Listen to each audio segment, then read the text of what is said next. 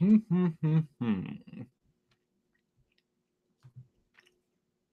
right. Late. We'll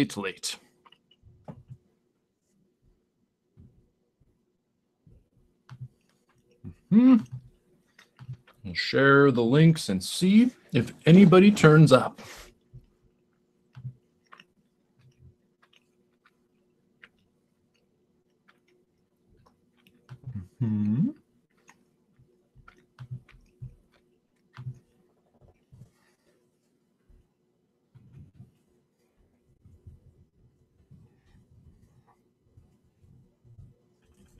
Oops.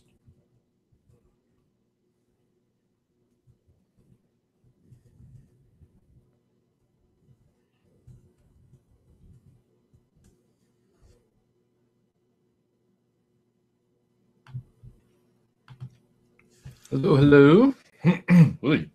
Hello.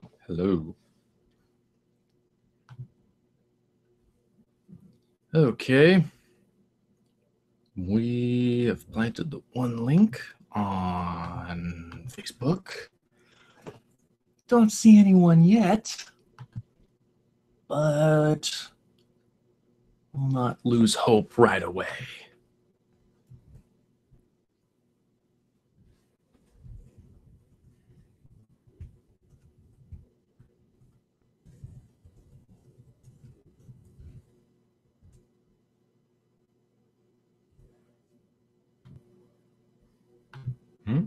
Whoa, hello, Kubrick lover. How's it going?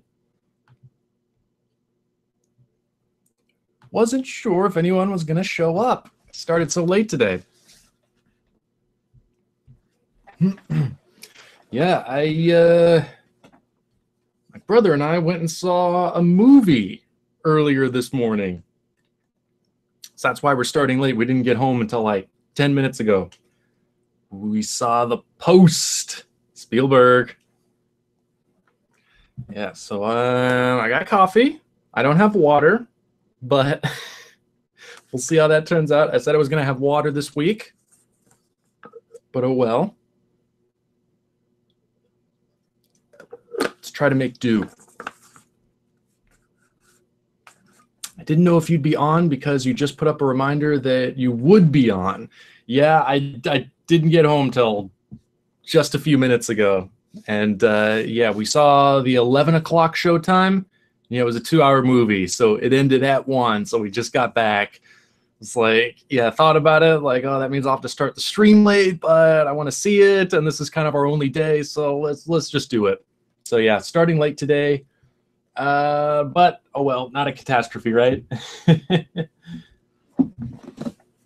And I got some food. Hope nobody minds chewing noises. I know that upsets some people, but I'm gonna try and discreetly eat this.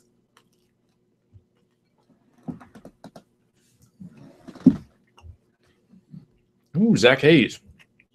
Awesome. What's up? Just saw a movie, man. What about you? Finally got to see Phantom Thread last night. All right. Did you like it? I enjoyed that one quite a bit. Hoping to catch that one a second time. I don't know if it's going to come through Portland in film engagements. I think it was you were saying that it's playing in 70 millimeter, and I looked into that. Apparently it is. They did a 70 millimeter blow up for Phantom Thread. So I don't know if we're going to get any 70 millimeter prints here, but if we do, I'd love to go see it in 70. That'd be very cool.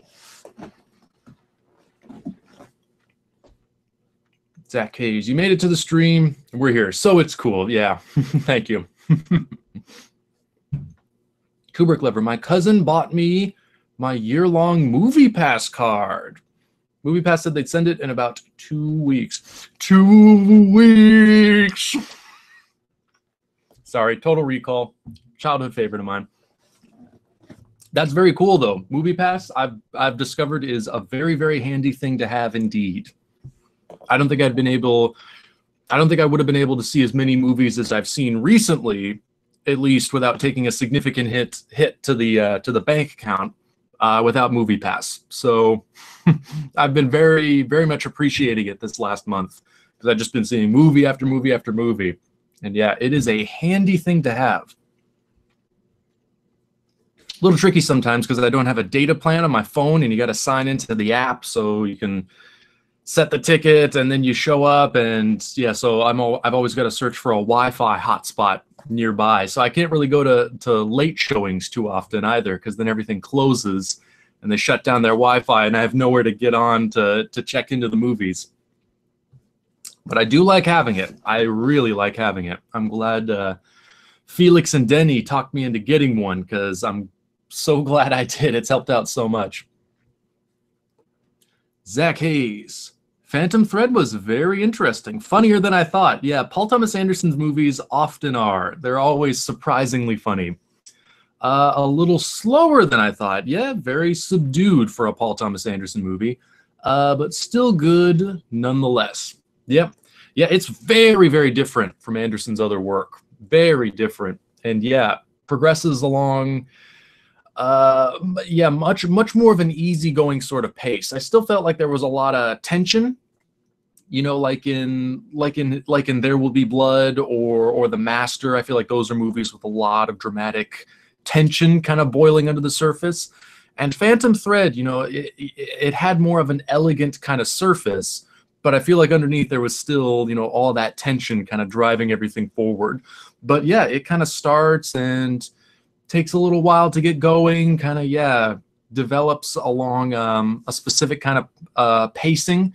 But yeah, once it gets going, I felt like it really dug the hooks in. It's really different, quite an evolution for Anderson as a filmmaker. Yeah, I was blown away by it. Especially, I don't want to give anything away, but that ending, I did not see that coming. That took me so much by surprise.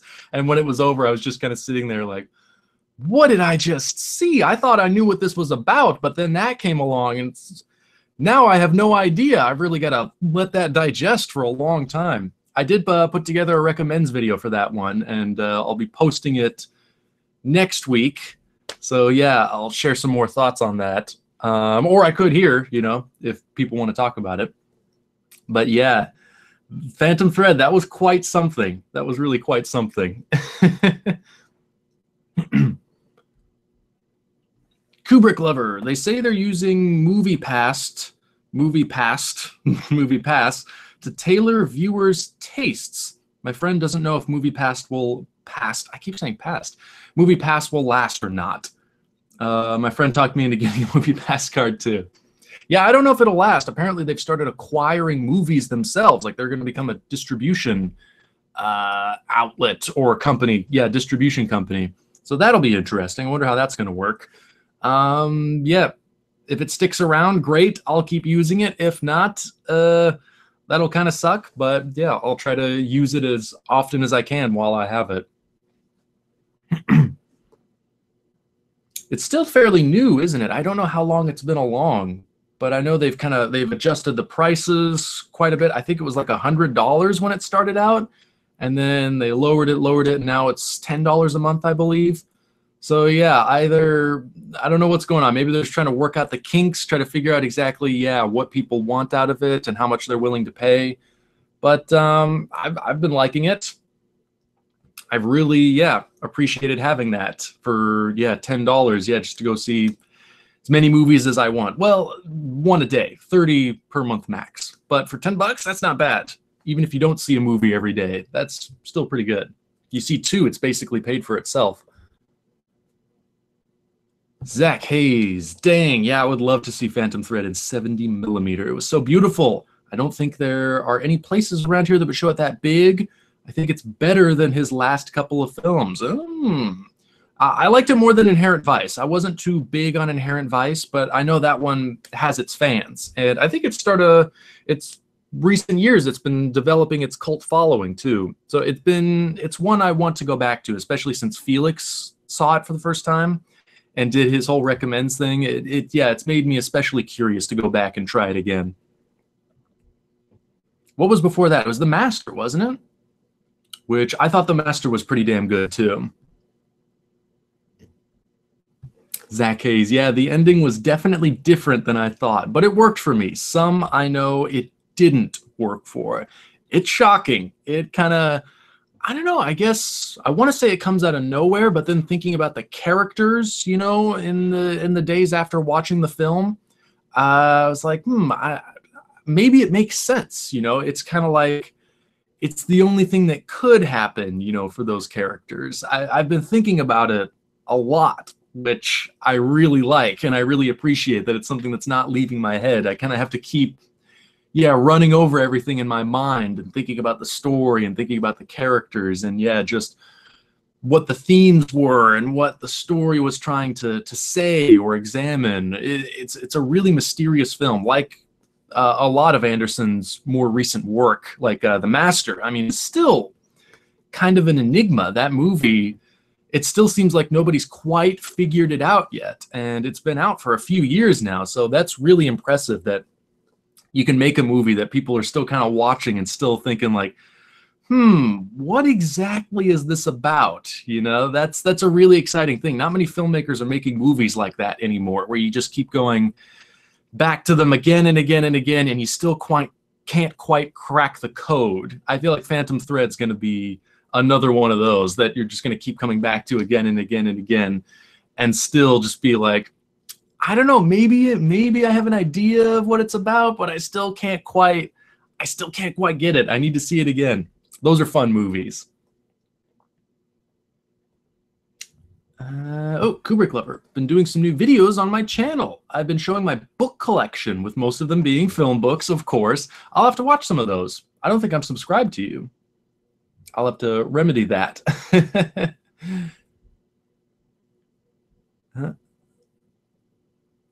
Chaz's Dungeon. Welcome, by the way. Thank you so much for recommending Tag, Sion Sono. Nice. I want to shout my opinion, although I fear that I will place expectations on an unrealistically high pedestal for others. Nothing wrong with expressing yourself, though. I say go for it.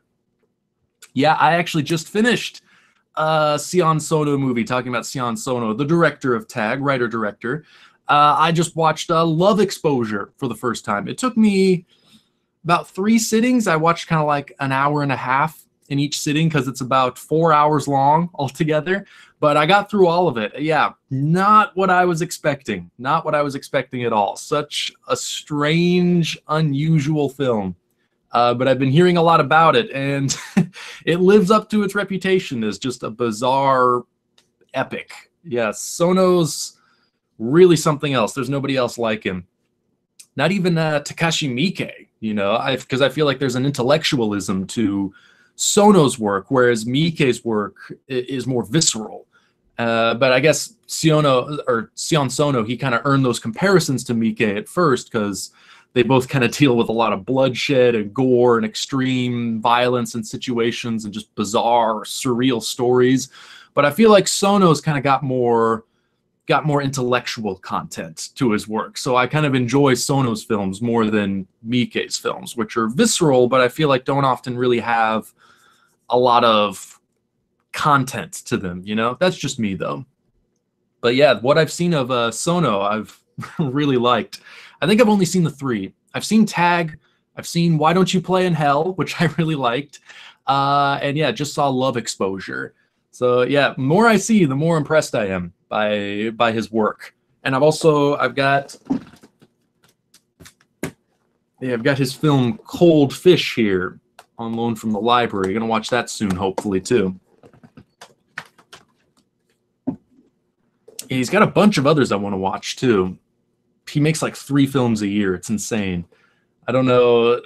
However they're running things in Japan, the film industry, you know, I would love, you know, as an American filmmaker to think that that is possible.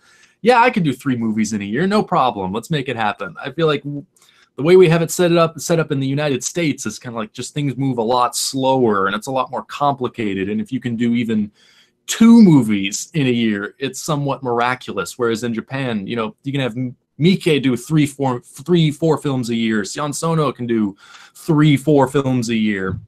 Miike just made his 100th film. Could you imagine an American director getting to 100 films?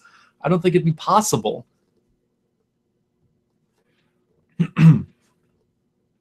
Ooh, Zach Hayes. I'll have to watch Inherent Vice again. I remember appreciating it, but kind of not getting it at the same time.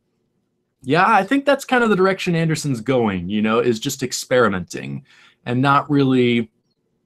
I feel like less and less he's trying to do something really specific and more just kind of, I don't know, just kind of trying things and seeing what happens, which makes his recent films very mysterious and very difficult to figure out and pin down, but it makes them so fascinating at the same time, you know, because that's what you got to do to drive the art form forward. You got to try stuff that you're not even really sure what you're doing, and you're not even really sure if it's going to work. And for me, you know, with Inherent Vice, it didn't quite work, but, you know, with Phantom Thread, it really did work.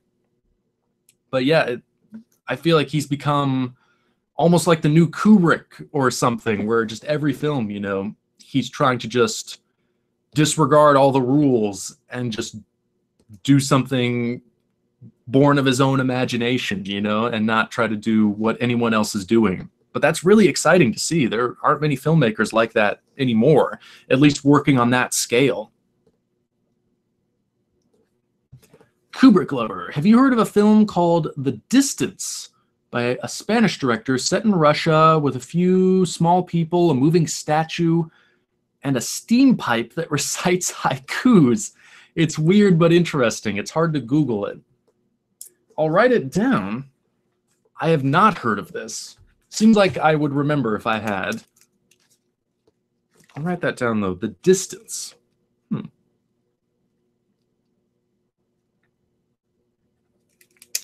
Yeah, I'm really falling behind on the watch list, especially just because there's so much in theaters I'm trying to go see kind of in all my free time. Yeah, didn't post any videos this week either, the previous week, because just didn't really set aside the time properly to be able to make stuff to post, just because, yeah, all my free time was kind of like, gotta go out and see a movie, gotta catch up on all the stuff I missed.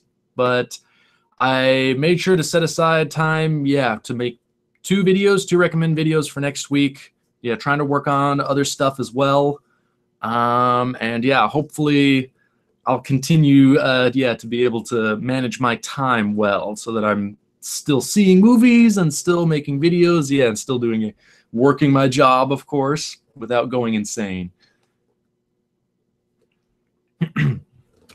Chaz's Dungeon. What I will say is that Tag was laugh out loud hilarious. A laugh out loud hilarious film for me. It's pretty nuts. It's nuts, yeah. And then, yeah, where it kind of goes and ends up is, there is no way to predict that. It's like nothing else.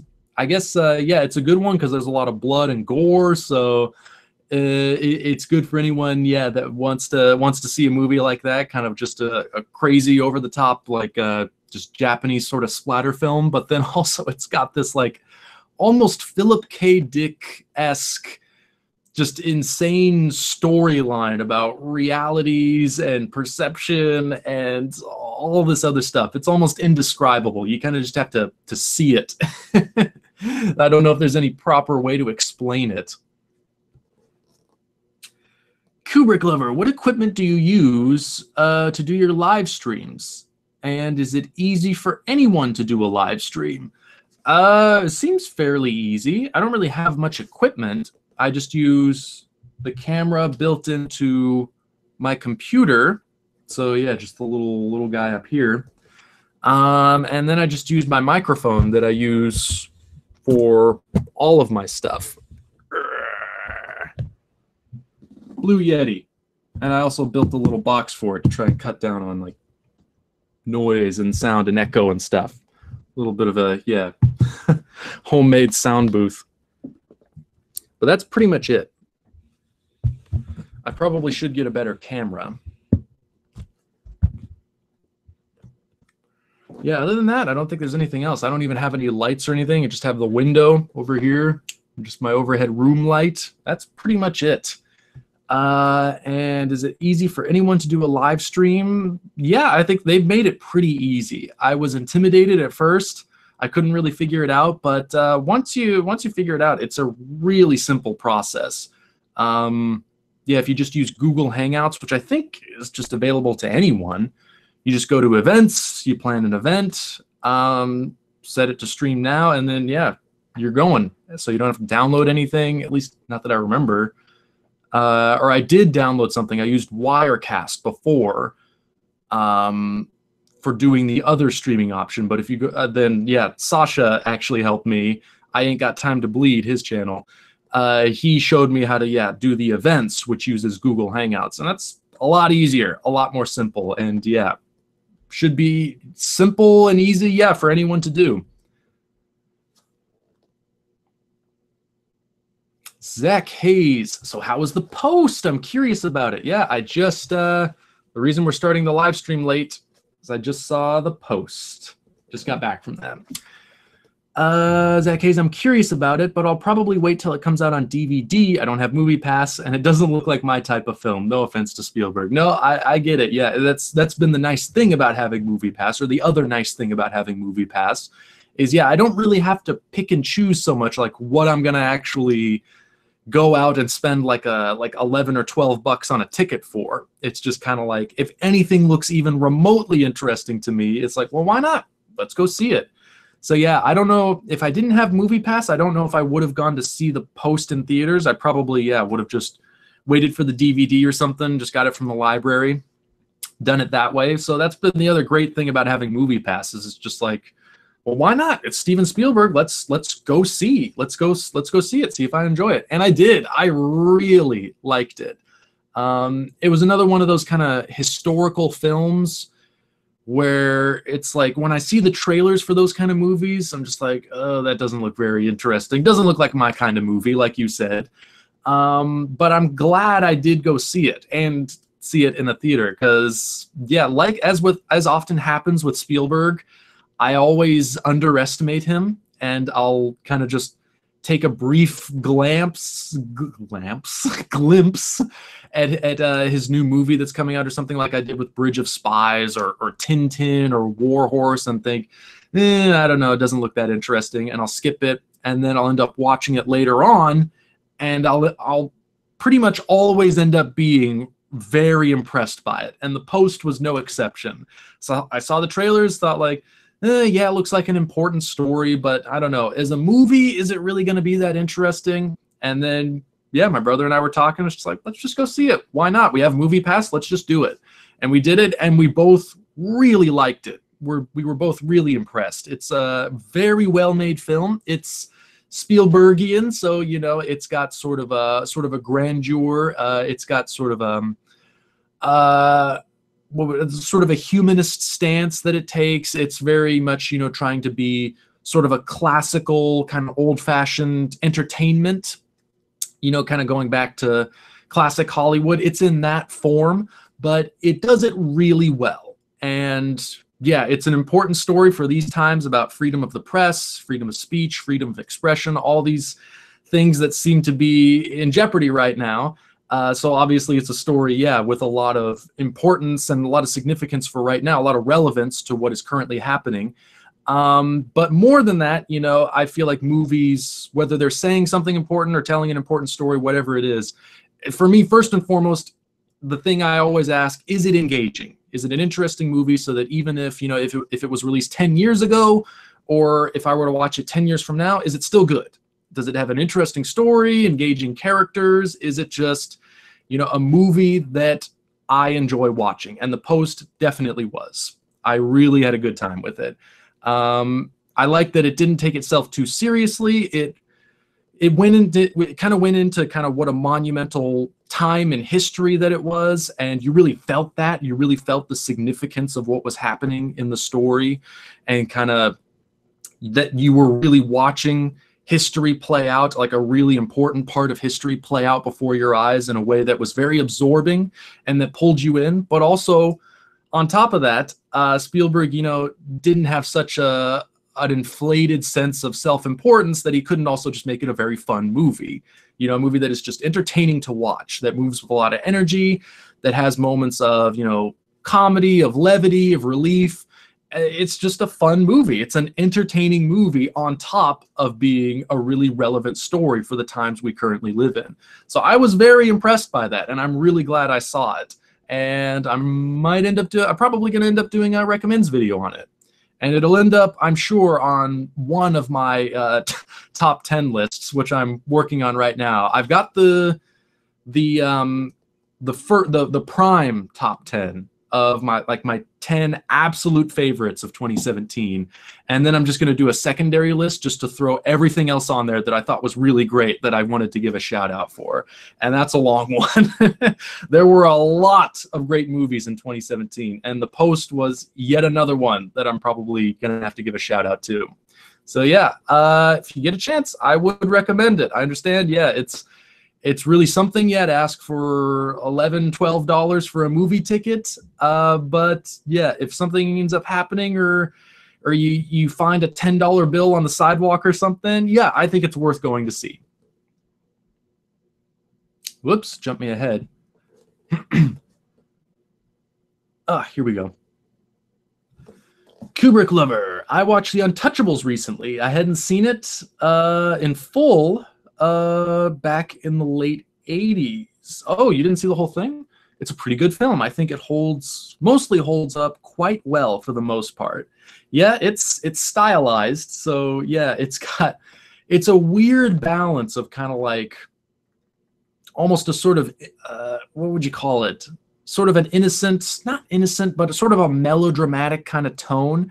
It really hits you with the melodrama, but also at the same time, it's hyper violent and extremely graphic and just bloodshed and brains flying out of people's heads.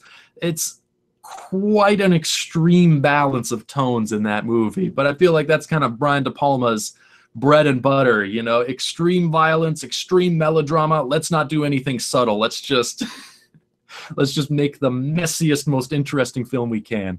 But yeah, I like The Touchables too. It's got some great set pieces. The Potemkin influenced shootout, you know, with the carriages going down the carriage going down the stairs. That's a great set piece, all in slow-mo, such great staging. And yeah, Sean Connery's performance and Robert De Niro's performance and just the hard-hitting, hard-boiled, tough guy David Mamet dialogue. Yeah, it's a really fun movie. I enjoy The Untouchables as well. Chaz's Dungeon. Tag never stopped surprising me, even when a layout was set. Yeah, it's such a crazy movie. You think it's going to be about one thing, and then it turns into something else, and then it turns into something else. Probably only Sion Sono would have the guts to do something like that. Ooh, Zach Hayes. Oh, I agree about your thoughts on P.T. Anderson. Yeah, he just gets more and more interesting with each film, and he gets harder and harder to figure out, which I really like. I feel like these days, maybe, I guess it's kind of always been this way, but it seems like especially now when you can kind of just go on Google or YouTube and just put in like, what does the ending to this film mean? Or what is this film about? Or can somebody explain what this thing is to me? It's kind of like we feel like all the answers are right there. And if we don't understand something, that's kind of like, well, I don't want to think about it and figure it out for myself. I'll just see what somebody else says and then have them explain it to me. And it's like, there we go. And I think especially, you know, in storytelling and art and movies, there shouldn't always be answers, you know, there shouldn't always be something specific. I like having movies sometimes that are maybe even impossible to figure out. I like the mystery, you know, I like sometimes not knowing. And that was the great thing about Phantom Thread is, you know, I saw movies from 2017 where, you know, everything's laid out very clearly and it's about this and here you go and this is what happens. But I like also that we got some movies like Phantom Thread where it doesn't quite tell you everything, you know, it doesn't quite explain everything away, that there's mystery to it, that there's questions unanswered. And I don't know, I wish people were a little more willing when they saw films like that to just say, okay, I didn't understand all of it, I didn't get all of it, but that's okay. That's the fun of this movie, is I don't know everything about it. There's some mystery there. There's stuff I'll maybe never figure out about it, and that's okay. That's fun. It's fun to walk away from a movie not quite grasping everything. I feel like that's also the fun of like David Lynch, say Twin Peaks: The Return, and what's been so great, about the reception for that one is that people are really embracing the fact that it didn't quite answer all the questions. And I hope more storytellers never lose their willingness to do that, to not quite answer all the questions. Because, I guess with forums and everything, it's like, well, this question wasn't answered, so therefore this must be a terrible movie. I think the reaction to Prometheus was kind of driven by that. It didn't explain everything, so it was terrible. And, that's kind of like what I like about Prometheus or Alien Covenant, is it leaves it open-ended, or other stories, like Phantom Thread or Twin Peaks: The Return. Doesn't quite tell you everything. To me, that's good. I want to make sure that never goes away. I don't want to have absolutely everything explained to me. I like a little bit of mystery occasionally. Kubrick lover. Did you say you've seen Fassbinder's films? I've seen a few, not all of them. He was another one that did an insane amount of movies. I watched a little bit of Bitter Tears of Petra von Kant. That sounds dirty. Von Kant? K-A-N-T. K-A-N-T. Last night, and I guess I'll watch the rest of it today. I like to watch films more than once. Yeah, me too. If it's a good movie, I'll absolutely watch it more than once. And Kubrick lover, I wasn't really wild about Inherent Vice either. It's kind of a divisive movie, it seems. But I don't think I've ever seen that particular Fassbinder film. But I've seen a few. I've seen Ali, Fear Eats the Soul, which I thought was great. Fox and His Friends, which I also thought was great. And a few others, like some of his early stuff. I think I saw The American Soldier, which was kind of, I wasn't wild about it. And I think I saw The Marriage of Maria Brown, which I was also kind of, I don't know. Oh, and World on a Wire, which is one I have on Blu-ray, which I sort of liked. I didn't really care for it so much the first time I saw it, but watching it again, and that's like a 2-part, 4-hour thing, I watched it a second time a little while after I saw it the first time, but now I guess that's a couple years ago, the last time I watched World on a Wire. But I enjoyed it much more the second time. And I was kind of seeing how innovative it was and how ahead of its time it was, kind of getting into basically like the ideas of artificial reality and technology. It's basically the Matrix, but 30 years before the Matrix, which is kind of the interesting thing. And far fewer shootouts and kung fu fights in that one, which is disappointing, but but it was still an interesting story. I did enjoy that one. And there's a ton of other Fassbinder I got to check out. Like Berlin Alexanderplatz, the longest film ever released in theaters. I think that's like 13 and a half hours, which it's a mini series to be fair, but it did end up actually playing at some festivals, which I think counts as a theatrical run. So I believe that film holds the record for the longest theatrically released film at 13, 14 hours, something like that. Haven't seen it yet, but I want to. God, what are some of the other ones? He did so much stuff. The Merchant of Four Seasons, I think Criterion just released on Blu-ray. I got to check that one out. I know there's more. I don't know everything about Fassbinder, so he's one I got to learn more about. Justin Peterson, my weekly Malick update. Saw Days of Heaven and really enjoyed it. Maybe one of the most beautiful depictions of a slice of life in the American heartland. Absolutely. Yeah, absolutely. There's a feeling of authenticity in that movie that is really, really striking. And I think it's partly autobiographical too, because Malick, I can't remember if I've talked about this before, but Malick, in addition to being like a Harvard graduate and somebody who taught, philosophy for a period of time and worked as a journalist and, became a screenwriter and is now a filmmaker. I believe like a lot of his summer jobs, like he specifically sought out like really hard labor jobs because he wanted to be a part of that life and to see it and experience it and observe it. So he worked on like oil rigs and, you know, different farms and stuff like that. So he's worked those kinds of jobs, you know, where you're out busting your back every day and working with your hands. He's done that. He's lived that. And Days of Heaven, I think, was at least partly based on his own experiences, you know, doing stuff like that. But it's also a period piece, so, you know, it's not exclusively autobiographical. I don't think any of his films are. But yeah, it really presents what feels very much like an authentic portrait of that kind of life and those kinds of people and just the landscape and the language and the attitudes. Yeah, there's never a moment that feels false in that movie, for me at least. And yeah, it's just beautiful to look at on top of that. Vaishnan, how's it going? That feeling when you have an assignment to work on, but disregarding Henry's stream is live. I'm sorry I'm keeping you from your work. I hope you don't get in trouble, but hopefully you also enjoy yourself here too. Primitive Screwhead, nice. Have you seen any other Andrei Zulawski films apart from Possession, or are you interested in any in particular? The only Zulawski film I've seen aside from Possession is Cosmos, his final film in like 2015, I think, which was interesting. I saw it a little while ago, and I don't remember kind of everything that was in there, but I remember it kind of touched on a lot of existential themes and philosophy, and yeah, kind of trying to unlock the mysteries of the universe.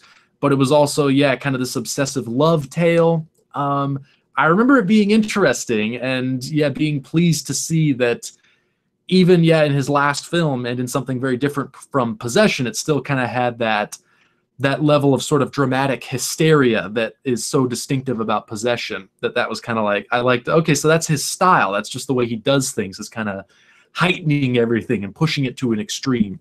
But other than that, I haven't seen any of his other work. And I know he's done quite a few. And am I interested in any in particular? I did get a recommendation, a while back. I think I tried to find it last week or something like that. But a movie he did in Poland called The Devil, which I think is kind of a horror film, but also, yeah, kind of a religious drama. I don't know a lot about it. It was done in the 70s. But that's one I've been trying to track down for a little while. There's actually a movie rental place, like a DVD rental place in Portland called Movie Madness. And I'd like to get down there and see if they carry a copy down there and watch it that way. But I've been keeping my eye out for it and trying to find it like the last few months. No luck yet, but yeah, I'm hoping to get it from Movie Madness and maybe a couple others too. But right now, yeah, for Zulawski, the next one on my list is definitely The Devil. I'd like to check that one off the list. Chaz's Dungeon. Oh, this must be for Tag. I was a little skeptical going in due to my previous experience with obscure films. Although after the first 3 minutes, I was blown away. That's a hell of an opening, isn't it? On the bus. You know you're in for something wild when you open a movie like that. I don't want to spoil it for anyone else, but that's an attention getter. Kubrick Lover. Did you see the new It film? I haven't. Stephen King's It. I've heard it's good, and I've seen GIFs on Tumblr and like still images. Just visually, it looks really impressive. Like the makeup and the cinematography, it looks really incredible. And yeah, I've kind of heard mixed things, I guess. I've talked to some people that weren't too crazy about it, and then other people that loved it, thought it was amazing. So I don't know. I want to see it. I haven't seen it yet, but I very much want to. I've got a hold on the Blu-ray, the library, but I'm like 70th in line, so that'll probably be a while. But yeah, I just want to try to approach it open-minded, as open-minded as possible. You know, if it doesn't end up being great, okay. I did read it when I was in high school and thought it was a pretty terrifying book. I read a lot of Stephen King in high school. I read Misery, It, Green Mile, The Stand, Christine, The Shining, which at the time was the scariest book I'd ever read. I was terrified of my bathtub for months after reading The Shining. And yeah, I remember it being, it's like 2,000 pages or something. I remember, yeah, it being just a hell of a book to read at that age. So Yeah, I'd certainly like to see a really good adaptation of that story. And I've heard this one is pretty good and pretty faithful. But I haven't seen it yet. Yeah, so I just want to, when I do get around to it, yeah, I just want to do it as open-minded as possible. And if it's not exactly like the book, that's fine. It's been a while since I've read it anyway. And if it's not great, fine. Even if it's just good, I'll be happy with that. But I do want to see it. Yeah, it's one that's on my radar and that I'm trying to get. Oh, Kubrick Lover, they have the Blu-ray at my library. I might take it out. You should. You should. Why not? More movies you see, the better, right? I don't think there's... Yeah, if you see something and you don't like it, so what? At least you gave it a shot. I think it's always good to choose seeing a film rather than not seeing a film, even if you don't like it. Chassis Dungeon. This must be for Tag again. After the first 3 minutes, I was blown away, and the film somehow blew me away more than once. Yeah, I had no idea where it was going when I started it either. I think I'd heard something about it, that it did do something where it was kind of like dealing with alternate realities. But even knowing that about Tag, there's really no way to predict the turns and the twists it's going to take. And yeah, just the set pieces. It's a movie that, you talk about wild, extreme turns in tone. Like that's as extreme as I've ever seen it, of going from like philosophical debates to suddenly everyone's having their heads blown off, by machine guns and mortar fire, just shifting on a dime, of just going from one extreme right into the other. It's like, man, I've never seen anything like that.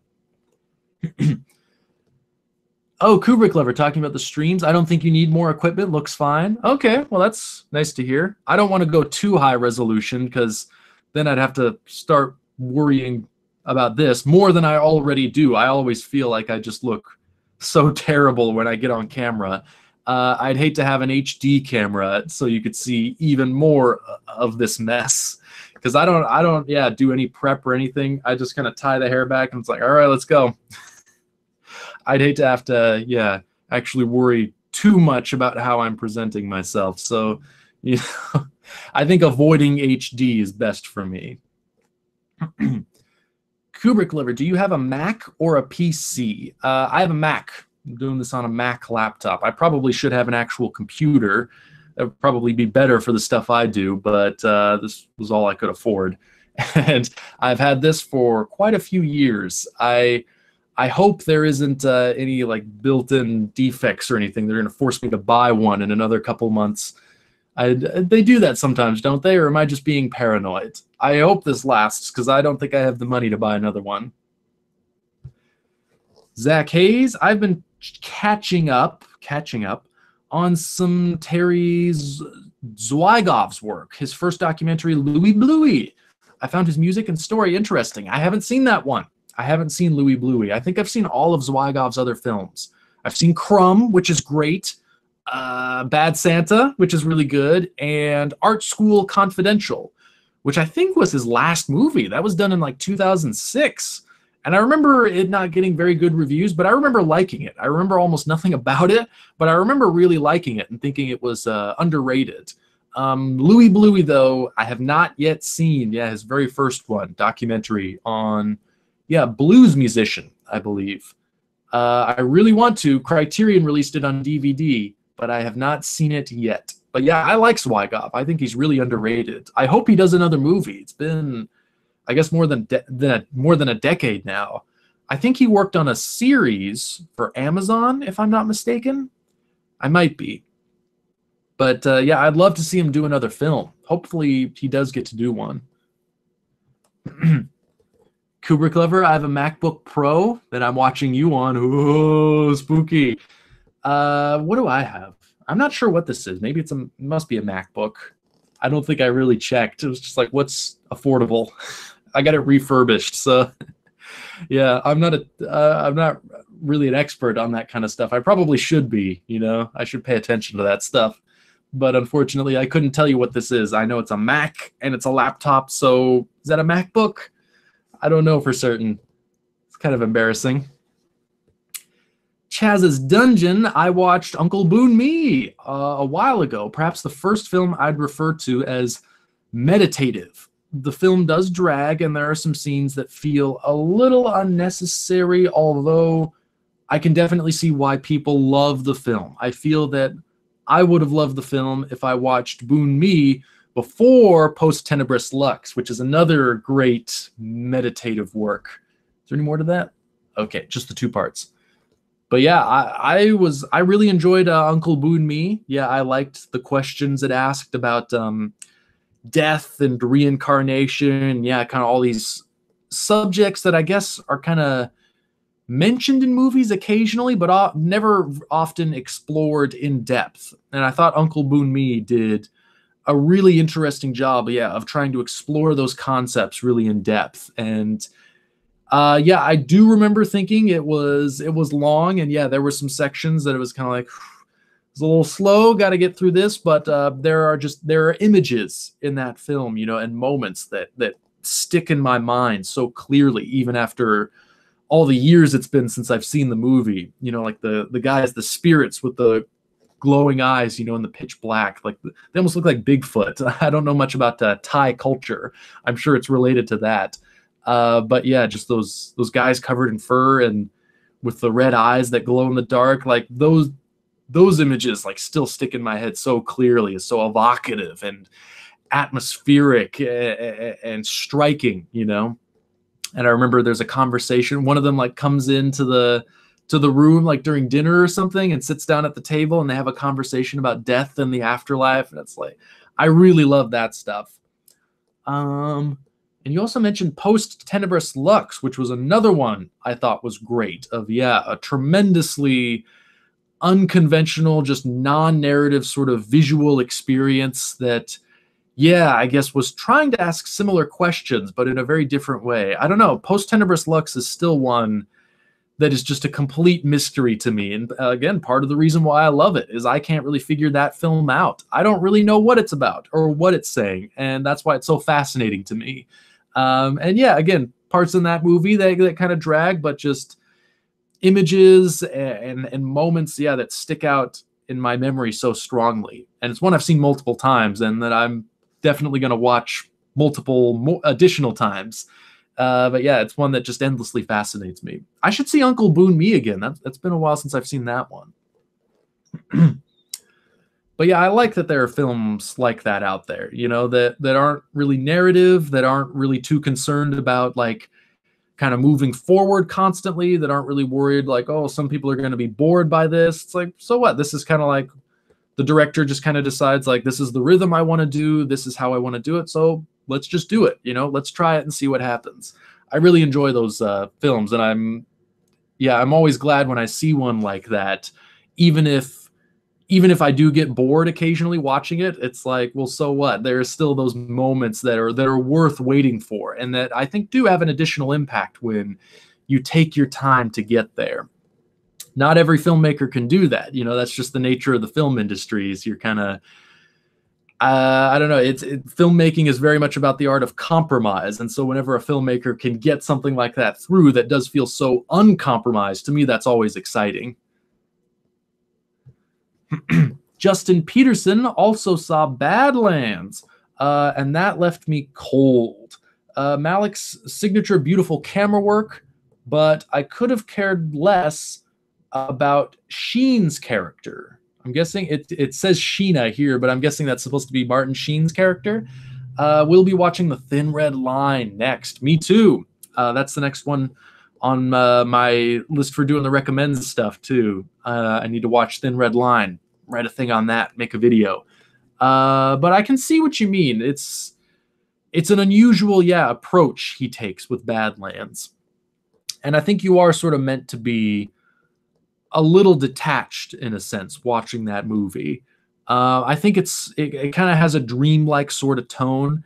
And yeah, it takes an approach to the material and the characters that is very atypical. And yeah, I remember the first time I saw Badlands, I was left cold by it as well. It kind of took, I think, like just watching it once and not really getting it, and then waiting a couple years, and then I watched it again, and then suddenly it was is like it clicked, and it's like, oh, this is actually really good. Now I'm kind of I'm kind of watching it in a different way, and kind of viewing it from more of that observant kind of perspective, not really subjectively, but more kind of objectively, and just kind of observing these fascinating, strange characters, and just the point of view being expressed. So I don't know, I kind of had a similar experience with Badlands the first time, but subsequent viewings it started working for me. So I don't know, maybe it's just one of those films. Justin Peterson, what do you think of Malick's last 3 films? So that is Malick's last 3. That was, if I'm getting this right, To the Wonder, Knight of Cups, and Song to Song. Those are his last 3, right? At least currently, as of this stream. I haven't seen Song to Song yet. That's streaming on Amazon Prime. I'm hoping to watch that one next week. Just to see if I want to put it on any of the best of 2017 lists. If not, that's fine, but I'd like to try and see it. Knight of Cups, I wasn't too big on. I've talked about Knight of Cups before a couple times, but that's one I kind of went back and forth on that one. You know, there were moments in it that I thought were extraordinary, and then there were long stretches of it where I was just kind of disengaged and kind of frustrated by it, you know.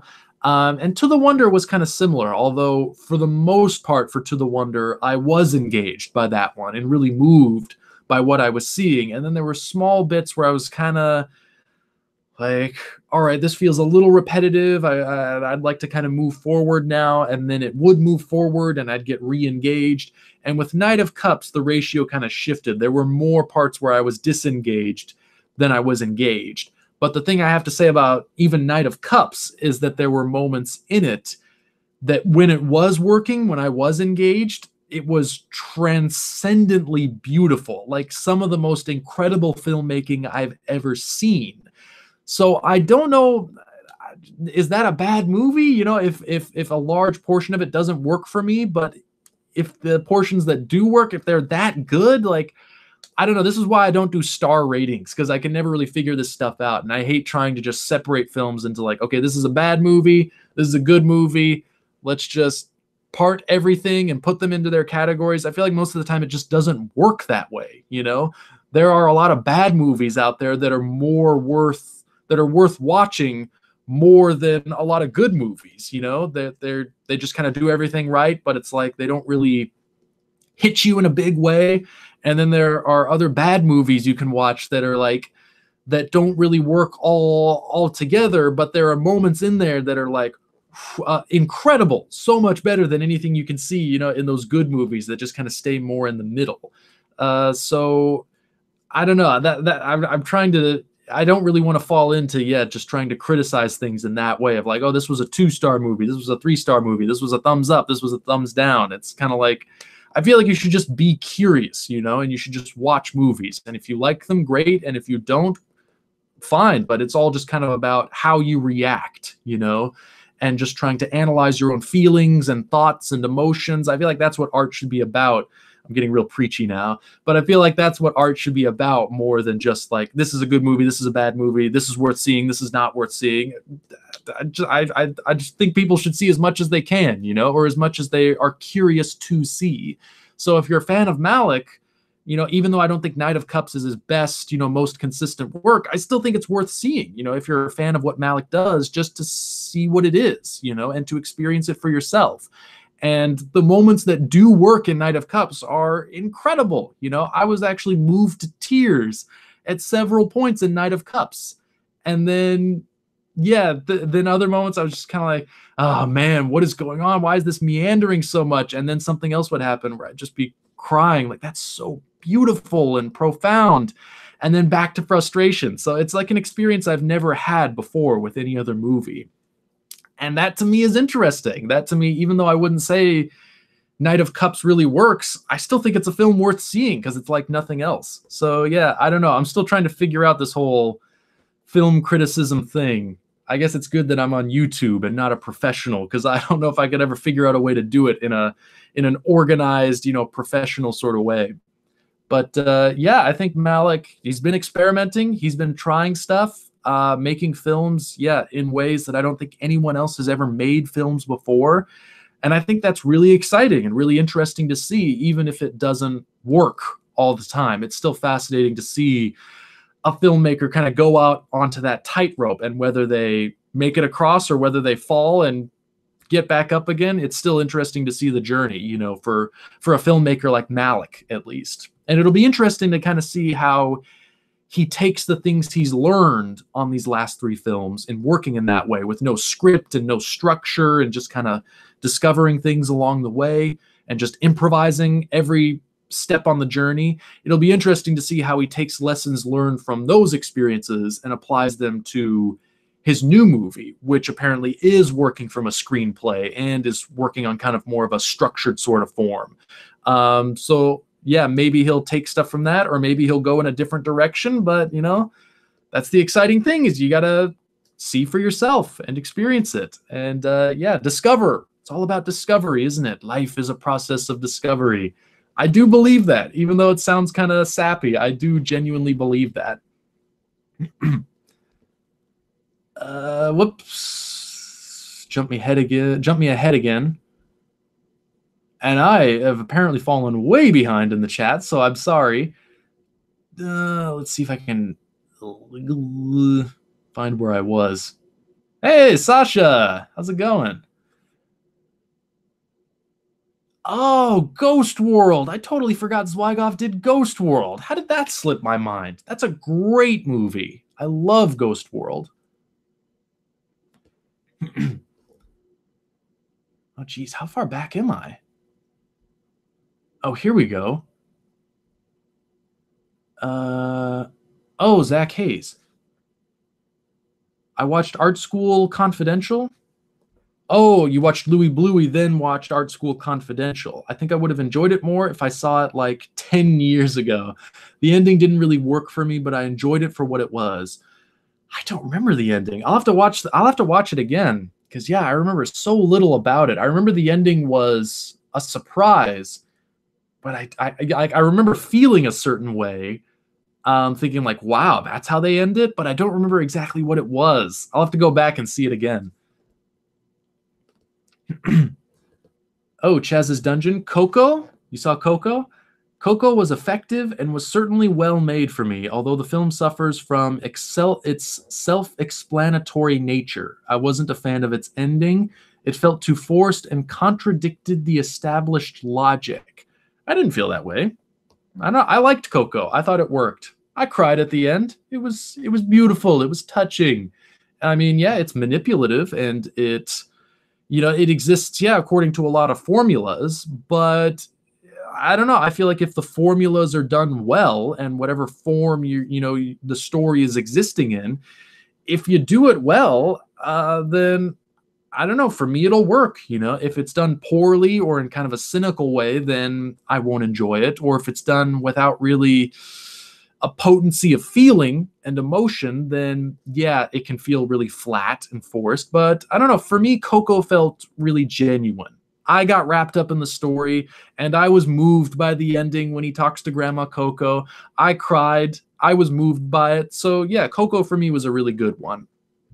You can say, it's a Disney movie, it's a Pixar movie, it's a kid's movie, it does this, it manipulates in this way. But I don't know, for me, the final line on any film is, was I engaged and was I moved by it?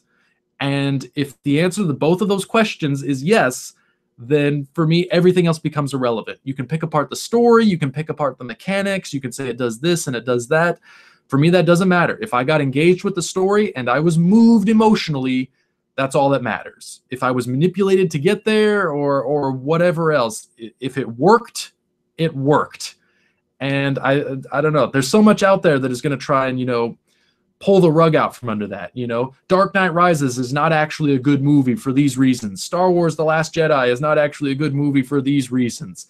It's great to have opinions, but there's no definitive answer, And I feel like people get too wrapped up in those kinds of mechanics and just looking at things in too minute and, analytical a way. It's just, for me, if it works, it works. You've got to feel it more than think it. That's kind of the conclusion I'm coming to more and more as time goes on. If it works, it works. If you feel it, then you feel it. And you got to stay honest to that, But, that doesn't mean it's going to work for everybody. It's totally subjective. So yeah, if it didn't work for you, that's fine. But it did work for me, So that's all I can say really is I got wrapped up and it worked. So there you go. Justin Peterson saw A Ghost Story last night. I think that was another one that just got added to Amazon Prime. So I'm going to try and watch that one too while I'm working on the top movies of 2017, my own personal lists. Too many great movies from 2017. I want to try and get them all in there. But yeah, this is one I still need to check off the list. But okay, so Justin saw Ghost Story last night, and it was excellent. Such a sad and interesting look into life from the POV of a ghost where time is relative. Interesting. Yeah, I don't know too much about it. I saw the trailer for it, but I haven't really read any reviews or anything, so I don't know too much about it. And I like going into movies that way, just sort of discovering it. But yeah, if I end up watching it, I'll let you know what I think. Chaz's Dungeon. I'm going to be perfectly honest. I think that Tag is one of the best films I've seen. Well, I'm glad to hear that. I'm glad to hear that. I'm always glad to hear, when people discover something that really speaks to them, It's totally subjective, but yeah, when you discover it, it's exhilarating. It's a rush. It's like, oh, this is the movie for me. Kubrick lover. I would not... okay. Would you say Not Knowing and Ambiguity is in 2001... but it works really well and is like a work of abstract art? Or are you saying that, or are you asking me if I agree with that? I guess it's the same thing. But no, I think part of what makes 2001 so fascinating and so influential is that, it is more abstract and it doesn't give you any conclusive answers. I think Kubrick had a very specific intent when he made the movie in that way. I think always when artists do things, there's a very specific intent behind it. But that doesn't necessarily mean that is exactly what that film is or exactly what that film means, because every viewer is going to bring their own perspective to it. Every viewer is going to bring their own point of view, their own life experience, their own, basis of knowledge, their own sort of awareness of, the things they're going to pick up on or not pick up on. And nobody's ever right or wrong, but I think there's a reason Kubrick never really spoke explicitly about his intentions, behind the ending to 2001 or exactly what the story meant. He always tried to either not answer those questions or to be extremely vague. And I think because, even if he had a specific intent in telling the story that way and making that film, I think he wanted it to be completely open to interpretation, to not give anyone a reason to think like, oh, I watched the movie and I felt this, but clearly that was wrong because Kubrick said his intent was this. And even if you do say like, oh, viewers are free to interpret any way they want, I think once you kind of lock it down and say like, this is what I intended, I think whether you intend to or not, there's a large section of the viewership that is going to read that and say like, oh, okay, I guess I was wrong when I thought this or I felt this. I have to see it in this specific way. And that's not true. You can see it in any way you want from your own perspective. But yeah, the more you kind of make it rigid and say this is what it's supposed to mean and this is what I intended, I think the further you restrict how people are willing to interpret it. But I think Kubrick, went about it the right way, especially with 2001, of not saying anything. I'm not going to tell you what it means. I'm not going to tell you what I intended it to mean. And people still to this day are watching 2001 and interpreting it every which way. Even The Shining, too, that Room 237, a documentary. You don't give any answers. Hey, you start discovering all kinds of crazy things. Some of them are insane, but hey, isn't that interesting that Kubrick's work inspires, such devotion and such a depth of discovery and analysis and interpretation. Obviously, Room 237 is an extreme example, but man, how many other directors can lay claim to that they inspired these wild conspiracy theories just from a movie, you know? It's crazy. Oh, Zach Hayes going back to Terry Zwigoff. Ghost World is probably next for me. I finally finished Breaking the Waves. Great movie, one of my favorites. I think it's probably the saddest film I've seen from Von Trier, in my opinion. It started out fairly happy. Exactly, that's what makes it so tragic. You can't start sad and then go further sad. There's no drama there. There's no arc.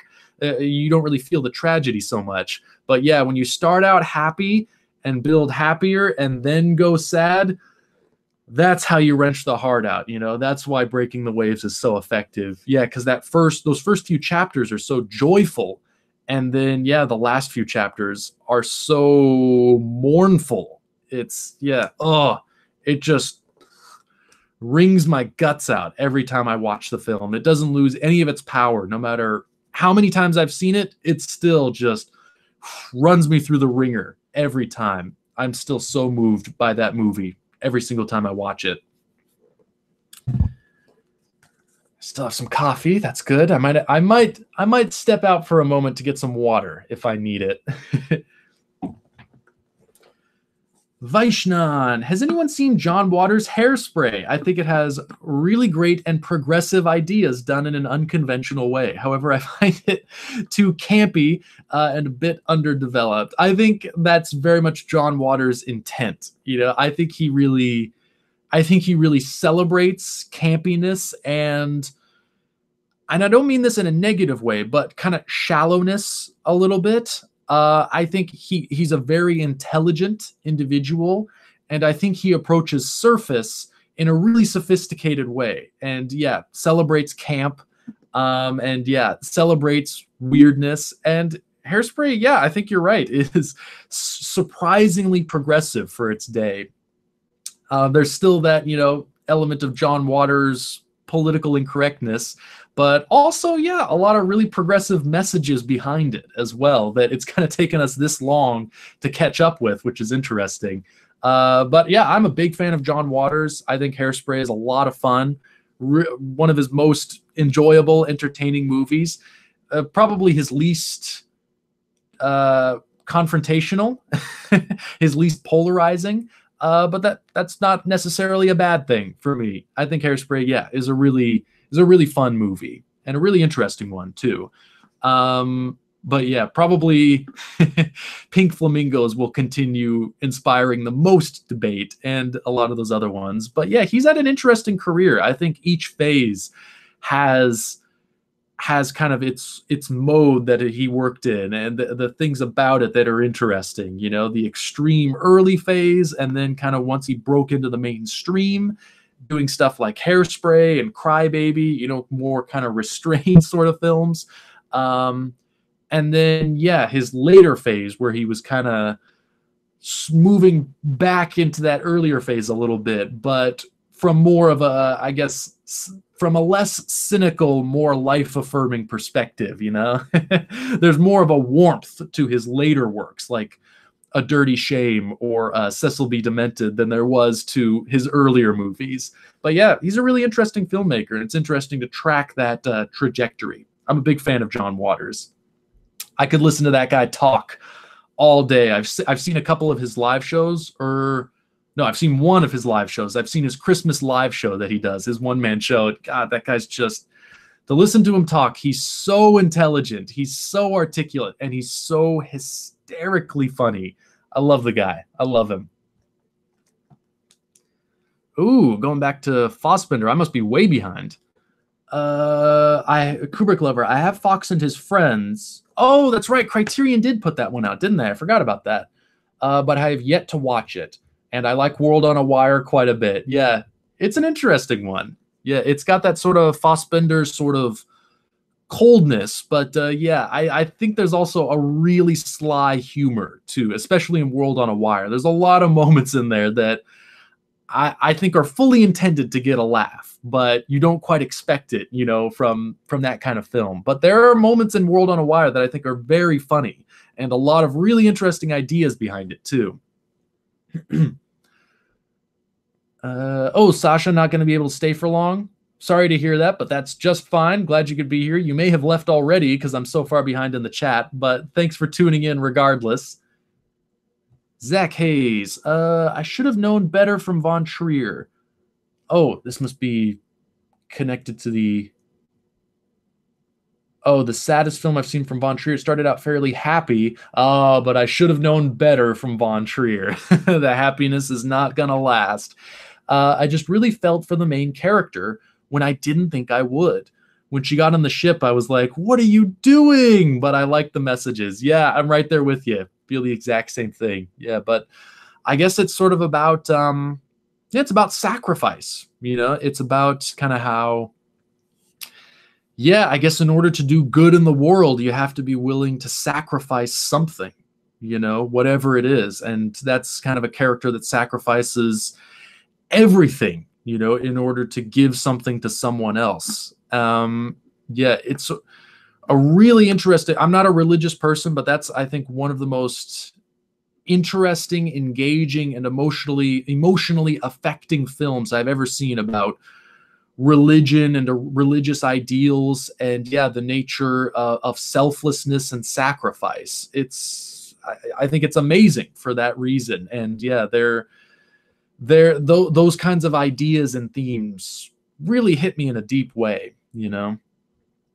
And I feel like it's really connected to just, you know, a lot of stuff that is happening right now, and I guess just a lot of the mindset of kind of that is being felt right now, where I don't know, I just feel like maybe it's nothing new, but I feel like especially in the digital age, there's just a lot of narcissism. There's a lot of self-obsession.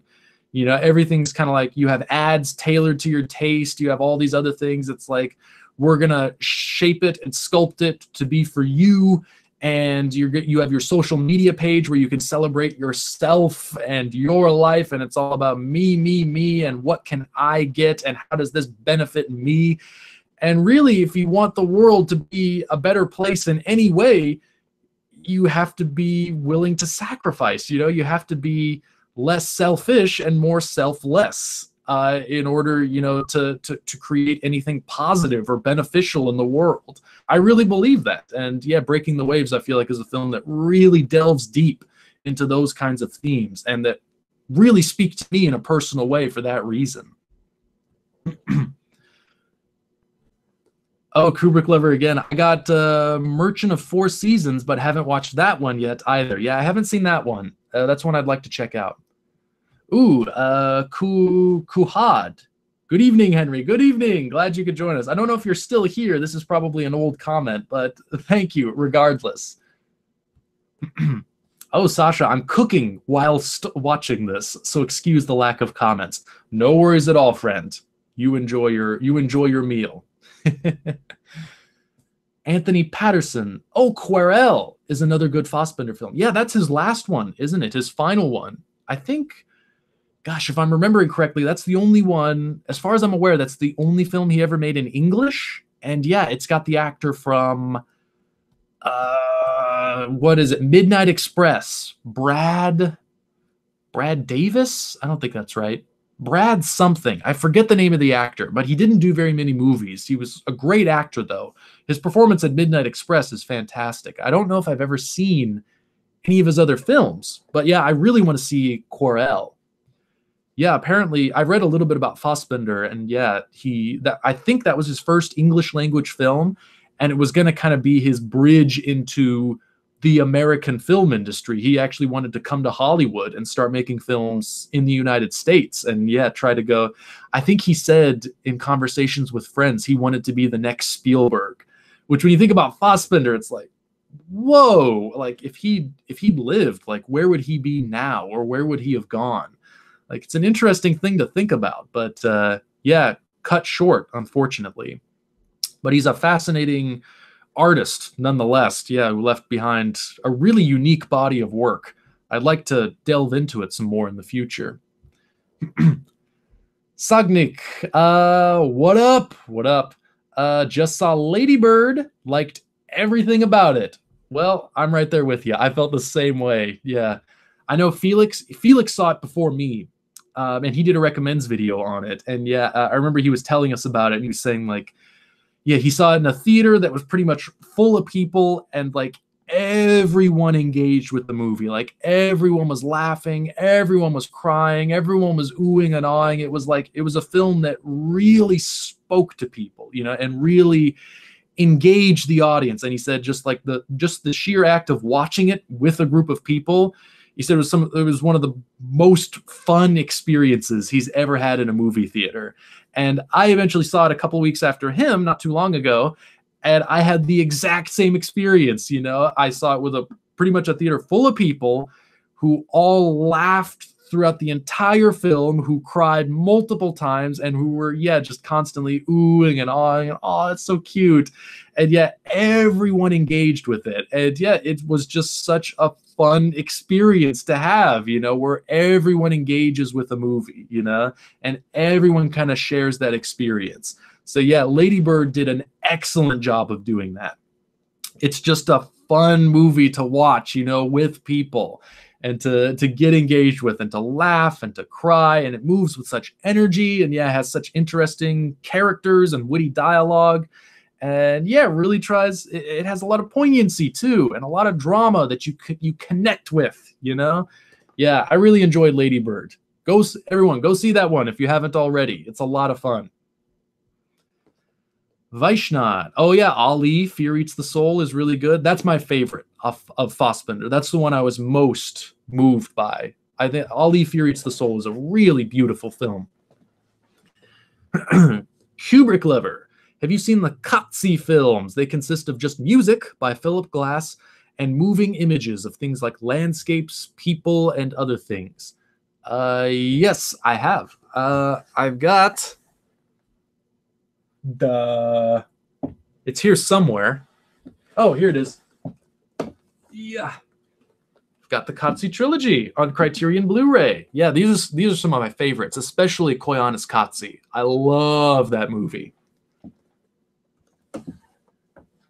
Yeah, really beautiful, just like visual poems. And yeah, the way it juxtaposes imagery and music is, yeah, some of the best just pure filmmaking I think I've ever seen. I really enjoy, especially Koyanis Katsi. I've seen that one multiple times, and yeah, it always does something, whatever it's doing. I'm not sure what or how, but there's just something, yeah, in the way the music and the images kind of synchronize and complement each other that always really deeply moves me. Yeah, I'm a big fan of the Katsi movies. Vaishnan, thoughts on watching movies on 2x speed? Well, that seems unethical to me as a movie fan. I feel like that shouldn't be allowed. But at the same time, I do have to admit that it is something that I have done on more than one occasion. Yeah, if you see a movie that is especially a drag, you know, not a movie that, you know, has slow sections or kind of boring sections, that still has moments that really stand out, and like really big memorable sections where it's kind of like you need that slowness to build up to something really good. It's just like those movies that are just a slog all the way through. They aren't particularly good and they aren't particularly bad at any point. It's just kind of like everything's done the way it's supposed to be done, and it's just doing everything by the numbers. It's those mediocre kind of films, you know. They don't, you can't really fault anything about it. You know, it's like, okay, yeah, the writing's okay, the directing, you know, is competent, the actors, you know, do what they need to do, but there's nothing exceptional about it. It just wavers along right there in the middle, doing nothing to really stir your emotional engagement. Those movies can be so irritating to try and get through. And every time I encounter one, Like, yeah, I do have to admit, I will probably put on the fast forward button at some point.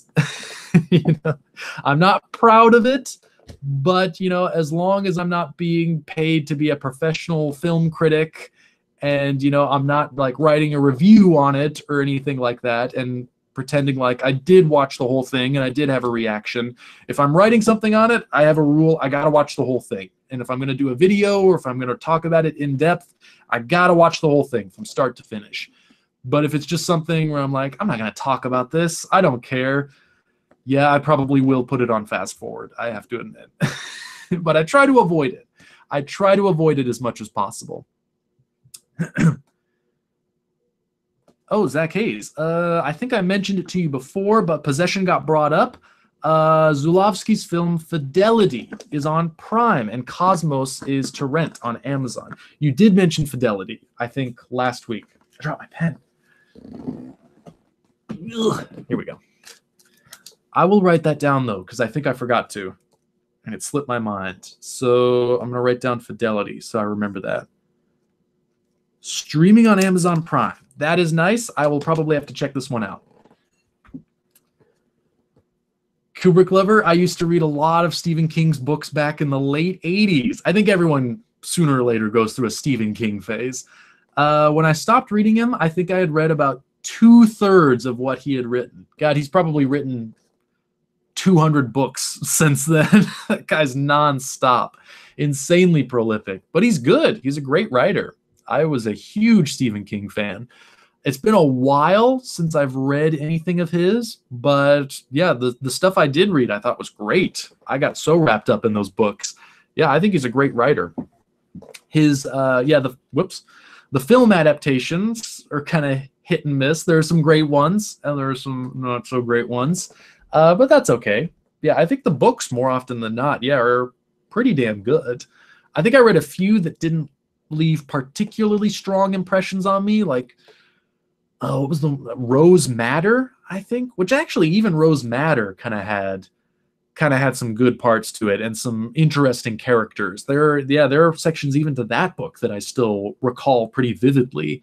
I'm trying to think of what else. I think I read a fantasy one that he wrote with like wizards and kings and castles and princes and stuff. I don't remember what that one was called. But yeah, there was probably at least one that I read that I can't even remember. Because, you know, that's any artist, they're going to have highs and lows. But for the most part, what I read at King, I remember it all being pretty consistently great. So that's pretty impressive. But yeah, I haven't read any of his recent stuff. And yeah, I know he's got dozens of stuff that he's written. I'm kind of interested to read Dreamcatcher, actually, because I saw the film adaptation of Dreamcatcher fairly recently on Netflix, because I'd listened to the How Did This Get Made episode on that movie and just thought it was funny. It's like, I kind of want to see this thing for myself. And yeah, not a very good movie, but pretty memorably insane. And I kind of like to read the book too, because I've heard the book is even crazier. And it's apparently one that he wrote while he was in the hospital on, what was it? They prescribed him a painkiller. I think it was Oxycontin, like a really heavy painkiller. And he apparently wrote Dreamcatcher while he was on Oxycontin.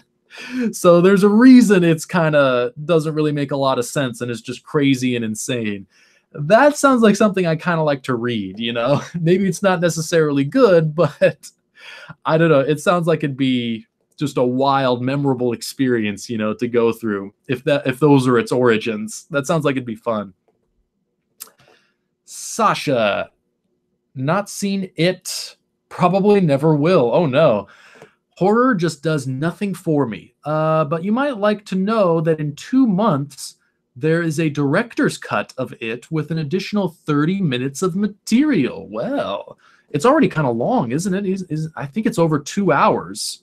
But, you know, the material is pretty dense. So I can understand, yeah, doing a 3-hour film on that movie. And that's just the first part, too, isn't it? There's going to be a second part. So, yeah, there's still more to go into. But yeah, that's the good thing about a really dense, well-written novel is, like, if you're going to do a film, there's there's no way to exhaust everything. You can even turn one book into 3 2.5 hour movies, as they did with The Hobbit, although many would probably argue that it was not necessary to do so. So I guess there are limits.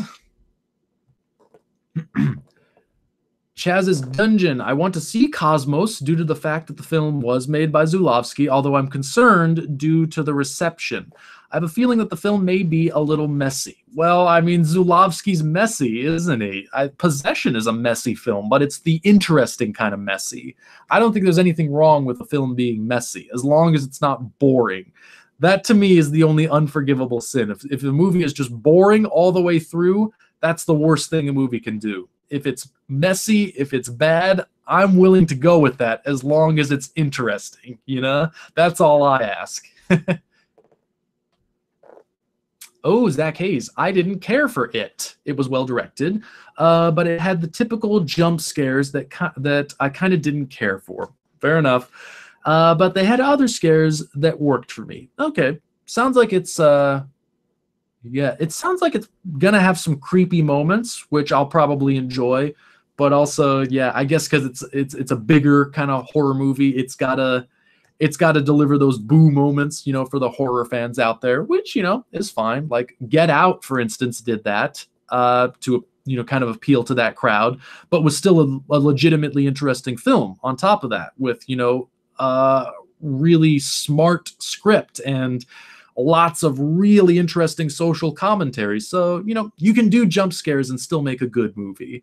But yeah, as far as it goes, I won't know till I see it for myself. So I'll withhold any judgments until I've actually watched it. I like that the movie is called It. So it's kind of like you're always saying the title when you talk about it.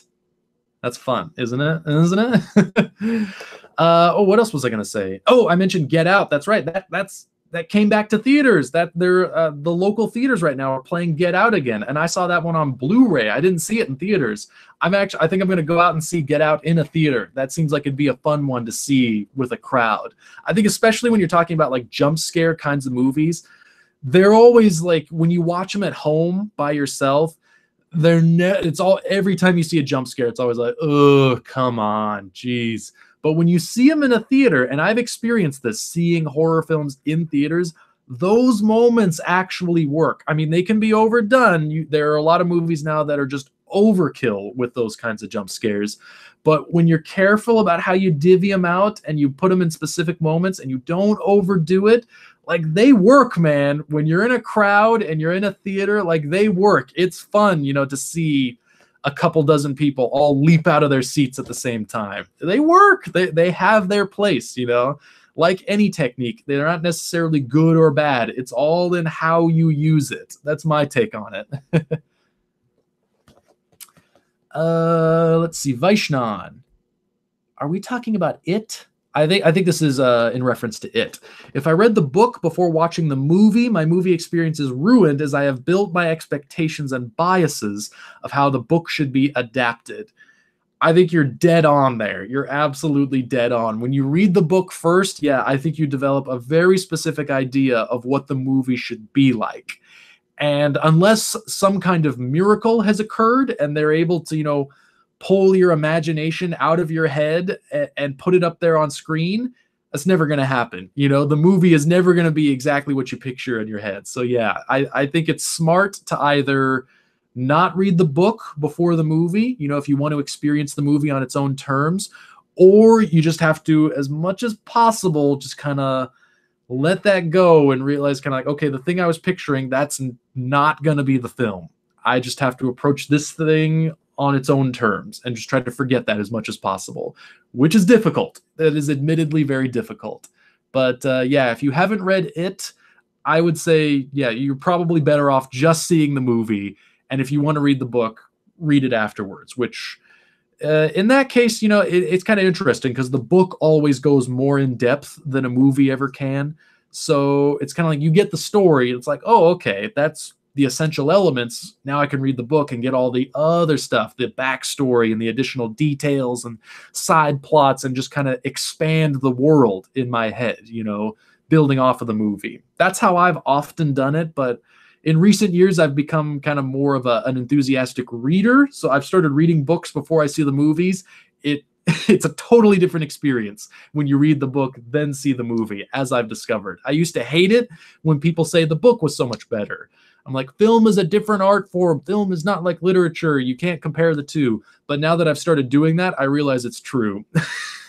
I finally have to admit, yeah, that's pretty much always true. But, that's okay. The movies can still be really good on their own terms. Ooh, Vaishnan. I didn't like it either. I just found it boring. Oh, if you've seen it, maybe you weren't talking about it. Or maybe just in general. You're just talking about if you read the book before. I hope I read that correctly. I'm sorry if I didn't. Let's see. Oh, Kubrick lover? I don't have a new desktop Mac, and I think my laptop is fine. Okay, well, I'm glad to hear that. Makes me feel less self-conscious. Oh, Sasha, have you seen Kevin Smith's Red State? I love the tonal shift in that one. I have seen Red State. Yeah, that was another one that did that in an interesting way, because it's got like the Kevin Smith, toilet humor kind of dialogue, which he does well. I'm not trying to insult the guy. We all have our forte. You play to your own strengths, But yeah, Red State kind of had that. But then, yeah, it would also go into these like really sudden moments of violence, that are unexpected and I thought pretty effectively shocking. So yeah, it was interesting seeing that going from that sort of Kevin Smith sort of humor into like a really like pretty shockingly harsh and dark like thriller and horror film. But yeah, it was interesting. I didn't think Red State was great. I wasn't a huge fan of it, but it was really different from Smith's other work. And I thought it revealed that, yeah, he had more of a range than had been exploited previously. He showed that he could kind of work in different forms than just, the sort of comedies that he did, which I thought was cool to see. And yeah, his last few films especially have been, he's just been kind of going into all sorts of different places. But it's interesting to see that.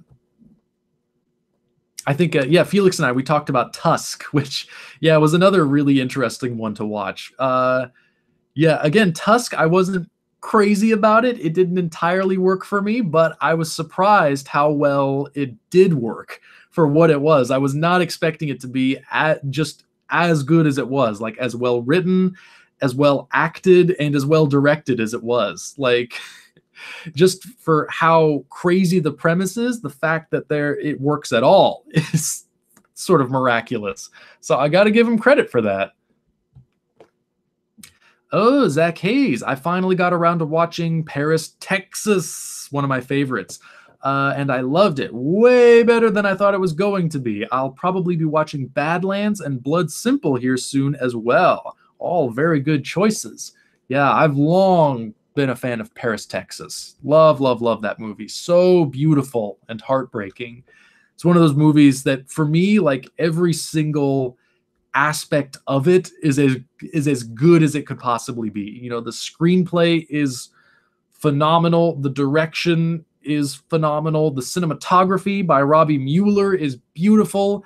The music by Ry Cooder is I've run out of adjectives, is beautiful. But yeah, that's just such a great movie. Everything about it to me is so memorable and so perfect. That's one of those movies I could watch any number of times.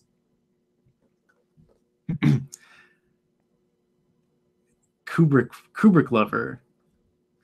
Oh, this must be okay. Sorry, this isn't a reference to something else, I think.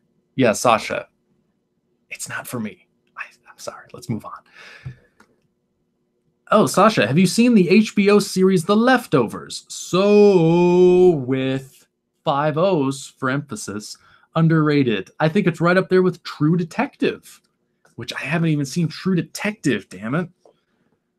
But I'll write this one down. That sounds kind of familiar, The Leftovers. The Leftovers. I'll look into it. I'll probably have to see True Detective first. Yeah, right now it's all just about seeing movies right now, so I'm falling even more behind on TV. Yeah, but hopefully I'll get some opportunities, to try and, I don't know, see the other seasons of Fargo, get into True Detective, hopefully in the next couple of months. Seems like it's starting to slow down now. I've checked most the big awards contenders off the list, and I'm just trying to see all the other interesting stuff that comes out as it comes out. I'm actually going to another film tonight, although it's an older film. I Am Cuba is playing in a 35 millimeter print at the Fifth Avenue Cinema. I'm going to go see that tonight. I Am Cuba in 35. How insane is that? I don't think I've ever seen it all the way through, so this will really be an experience. Zach Hayes, have you seen this foreign film called The Lure? That's the one about the mermaid, right? It came out in 2015. I watched the trailer, and it looks interesting. It's about mermaids, I think. It's like a horror musical. I'm definitely intrigued. I've heard the same kind of vague details you have. I haven't seen it, though. I think it's out on Blu-ray from Criterion. So I do really want to check this out. It sounds crazy. But I'm writing it down just to make sure I don't forget. Yeah, it does sound wild. I've heard some interesting things about it, but I have not yet seen it. Let's see. Chaz's Dungeon. Oh, Uncle Boon Me. That's right. There's, of course, the catfish scene. I did recall that, yeah, but a little too much context to try and explain that one. But yes, I do remember that. I remember the catfish scene. Oh, of course, I remember the catfish scene. You don't know what I'm talking about? You'll just have to watch Uncle Boon Me, who can recall his past lives. Oh, Vaishnav, the lobster scene in Multiple Maniacs, early John Waters, had me cringing like never before. Yeah, in more ways than one. That it's such an uncomfortable scene, and that, the lobster is so obviously fake. Yeah, that's a good cringe scene for lots of reasons, but it's fun. It's fun. Let's see. Kubrick lover. I've got tons of movies that I haven't seen yet in my collection. Hey, me too. I think anybody, that has any kind of movie collection probably has a ton of stuff they haven't watched yet. Yeah. Oh, don't know if I want to buy some filmmaking equipment as well. That'd be cool. Yeah, I'd like to buy a camera myself. I think if we do, like Denny and Felix and I would probably all go 3 ways on a camera or something. We're thinking about DSLR.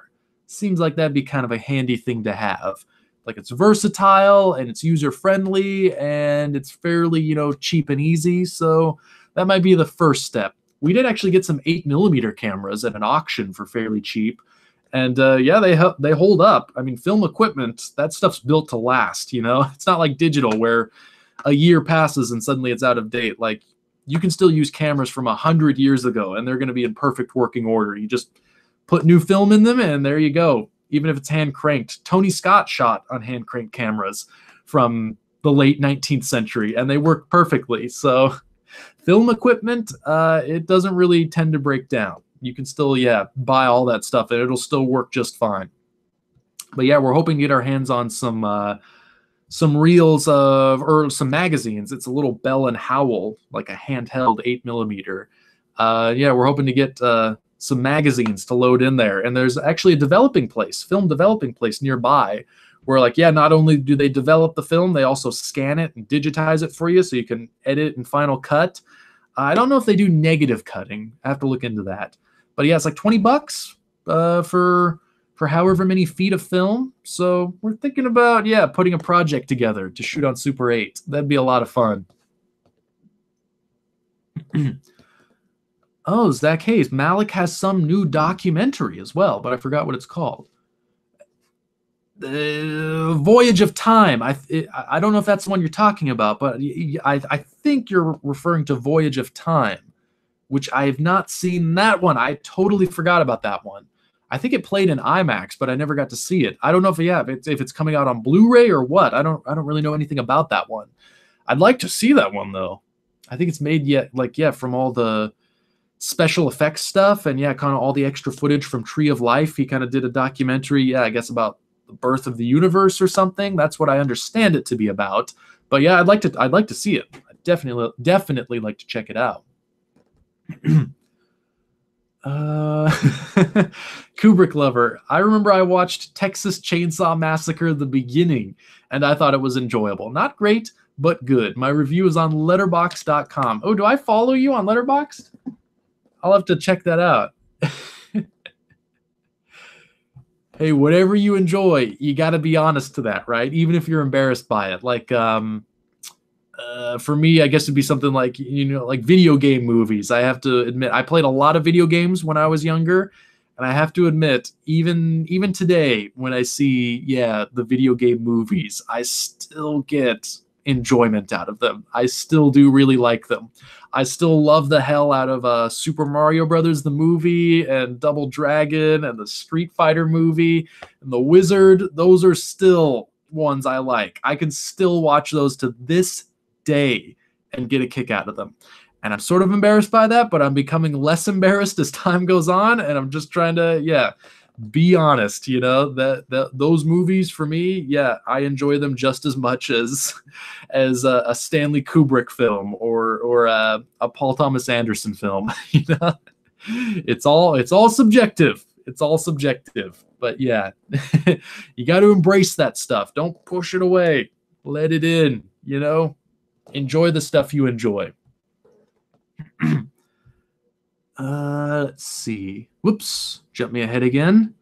Still slowly catching up. Sorry if I'm way behind, but I like being methodical and going through the chat bit by bit. Damn it. I guess I'm way behind. Trying to find where I was. Yeah, sorry about this. Oh, here we go. Yes. Kubrick lover. What movie, if you don't mind me asking, makes you cry? It's a lot. I'm crying more and more for the movies I see these days. Yeah, trying not to retreat from any of that. Like even watching Coco, that was kind of a revelation because, yeah, the ending scene, when he sings his song to Grandma Coco, I could feel the emotions starting to swell up in me, and my initial reflex, which it's always been for many years, was to try and push that back down. Say like, no, this is manipulative. You shouldn't be crying at this. That you should be crying, at other movies. And I kind of had a revelation sitting there in the theater. It's like, wait a minute, why am I trying to push down my natural emotional reaction? I'm just feeling this in the moment. Why should I be trying to force it away? So I opened up that door. I stopped trying to hold it shut and just let it open and just let the emotion come out and just let the tears fall. I didn't have tears falling down my cheeks, but I did have tears welling up in my eyes at the end of Coco. And it was like, that was a huge thing for me to realize, like, oh, I can just let myself feel things at movies. I don't have to force myself to feel a certain way. That was a very recent revelation that I had. That really kind of opened up the floodgates for me. So now it seems just about every movie I'm seeing, I'm at least, sort of crying at. I'm getting the tears welled up, I haven't seen a movie that's really made me weep in a while.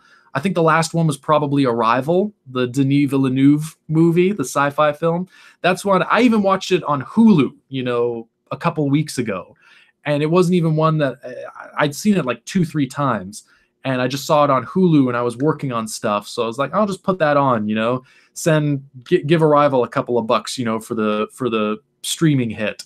So I just put it on, and then I was working on my thing on Final Cut, and then I finished, and I turn around, I look at the TV, and then I just get wrapped up in the film. And then it gets to those final moments, which even, because I've seen the whole movie a couple times, I know the whole thing.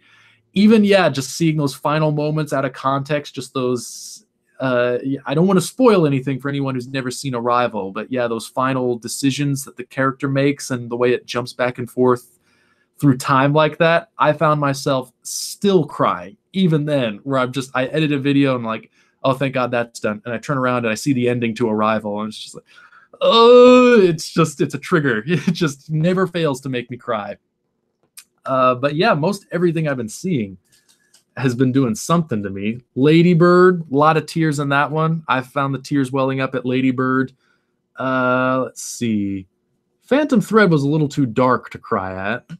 Not to say it wasn't good. I, Tonya, I actually really loved I, Tonya. I was surprised by this one. This was a great film. And yeah, there were some tears welling up at that one. The Post too, actually. Towards the end of The Post, I actually had some tears building up on that one too. Although it was kind of like, it was tears, but it was also kind of like getting chills too, getting a rush. There were two moments in The Post that kind of gave me chills across my entire body of like, oh my God, I can't believe they're doing it. Like these are the real heroes. Why are we celebrating all these other things? You know, it's all fake. Like this is real heroism that I'm seeing right now. And yeah, I got chills across my whole body and some tears welling up in my eyes too. What was it? Oh, Call Me by Your Name. Yeah, definitely some tears on that one too.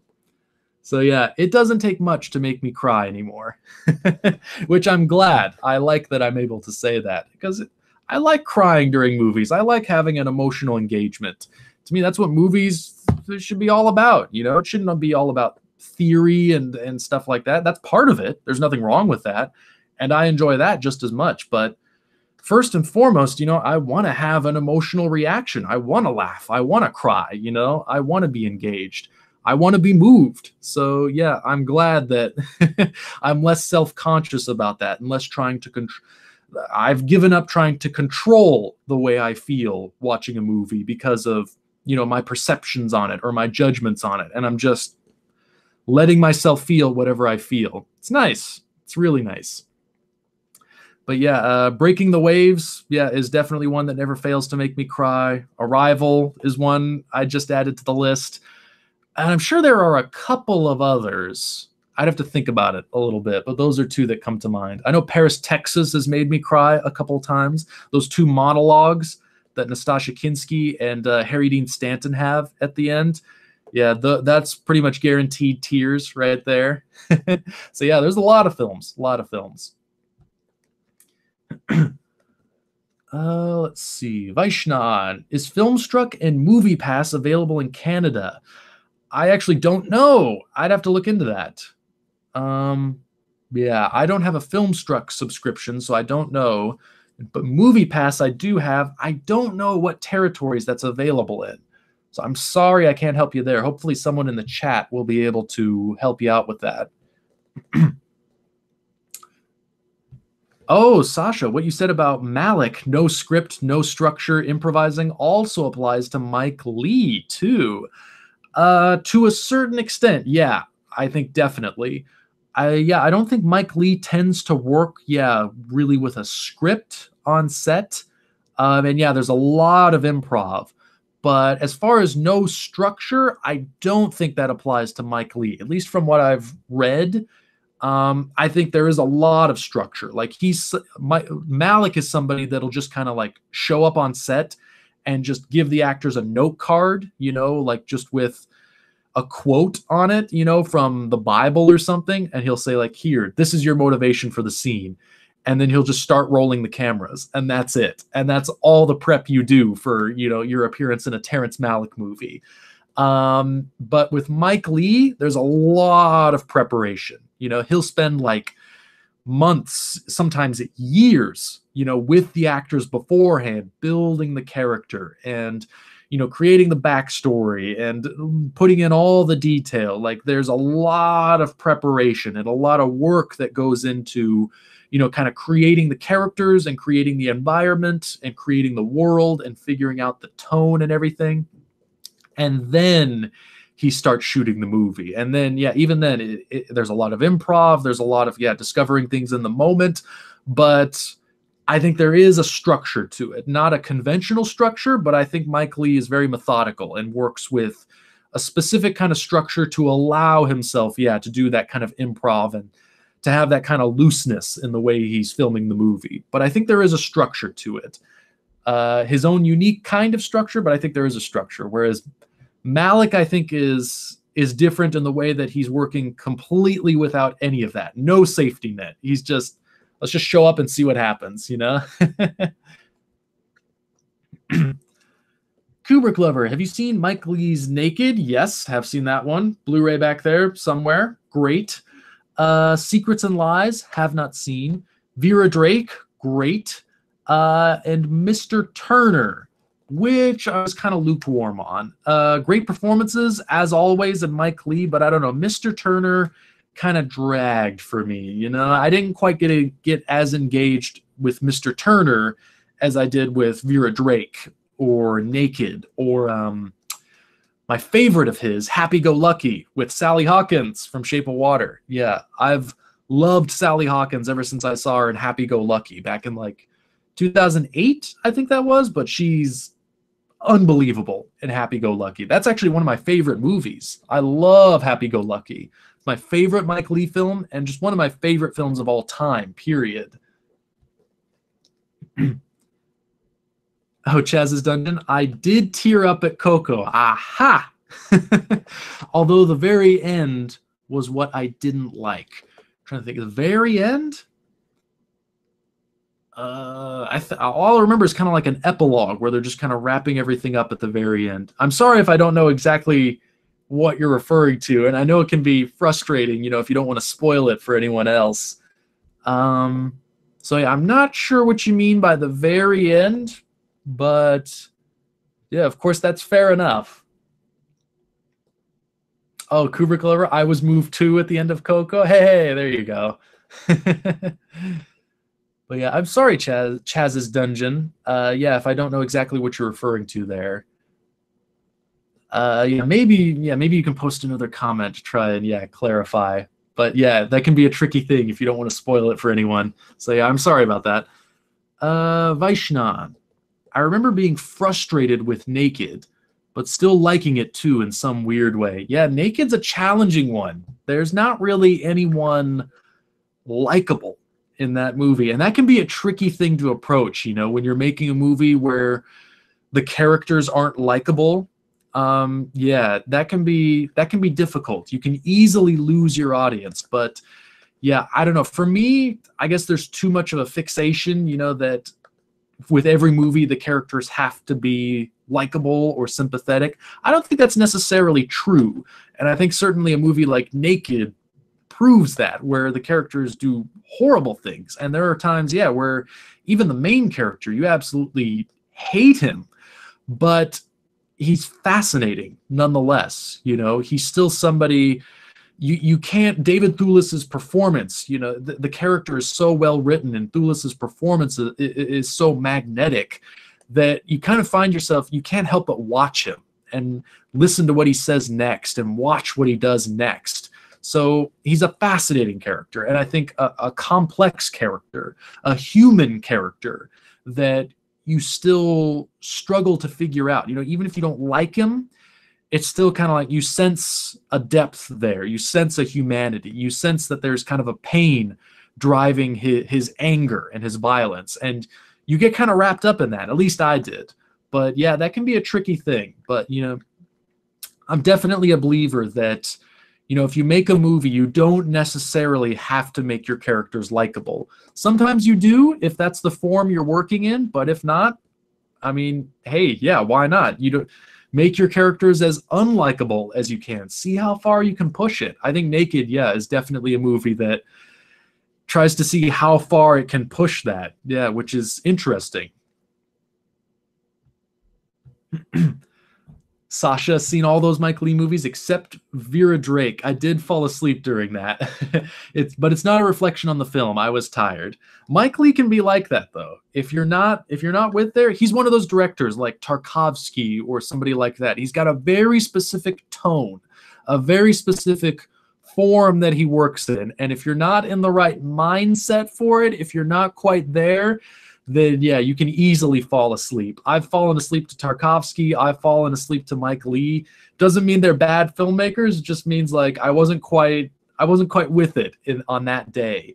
But then, you know, I'll go back to the same Tarkovsky movie or the same Mike Leigh movie on a different day in a different mood, and it'll have me captivated from start to finish, you know? So it can be funny the way that works sometimes, you know, especially with directors like that really demand a specific kind of mindset, you know?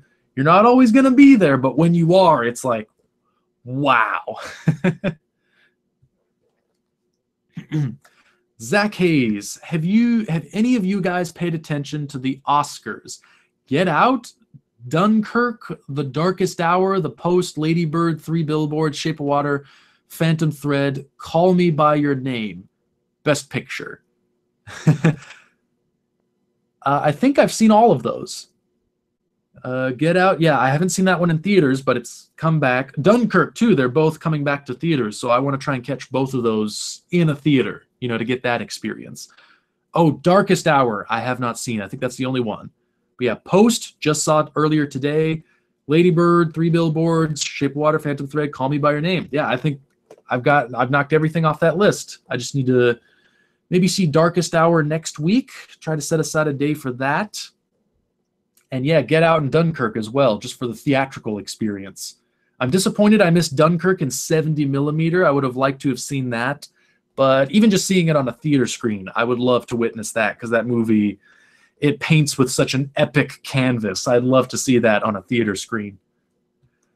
But yeah, this is, I think, 1 year where one of the few years of recent years where I've seen most of the Oscar nominees. So that's unusual for me, but I'm enjoying that. And yeah, I usually always end up watching the Oscars, even though I went through that phase where I was like, the Oscars don't matter to me. I'm too cool for the Oscars. I went through that phase, but I always wound up watching the Oscars anyway. And even if I didn't want to admit it, I almost always wound up enjoying just watching the Oscars. I don't know. It's glitz, it's glamour. A lot of people tend to be hard on the Oscars, but I don't know, maybe I'm just easy to please, but I always end up enjoying those shows, those ceremonies, and just discovering who wins. It doesn't mean anything if this movie wins over that movie. That used to bug me, but I don't know. I don't take the Oscars that seriously anymore. It's just a fun ceremony, and it's interesting to see what does get chosen in any given year. Because I feel like the Oscars are more useful in kind of making statements more than they are in, deciding what the best movie of any given year is. So I think they're interesting not as a definitive, like, a landmark, for saying, like, okay, this wins Best Picture, so this means this is the best movie of the year. I don't think that's the point at all. I think rather it's interesting to look at, okay, so this was the movie that everyone voted for. Time, will reveal something different. In 10 years, we'll probably be watching something else and saying like, oh, this is clearly the best movie of that year. But it's interesting to still think about, okay, this was the movie that was chosen at that time. And I feel like there's always reasons for that. There's always reasons that this movie gets chosen over that movie. This movie speaks to people at this particular time over that one. And as time goes on, this other movie starts to speak to people more. Like you go back to 1980, that's the one I always go back to. Ordinary People wins Best Picture over Raging Bull. And 30, 40 years later, we very clearly are still watching Raging Bull and looking at that one as the best movie of that year over Ordinary People, which it seems now relatively few people have seen.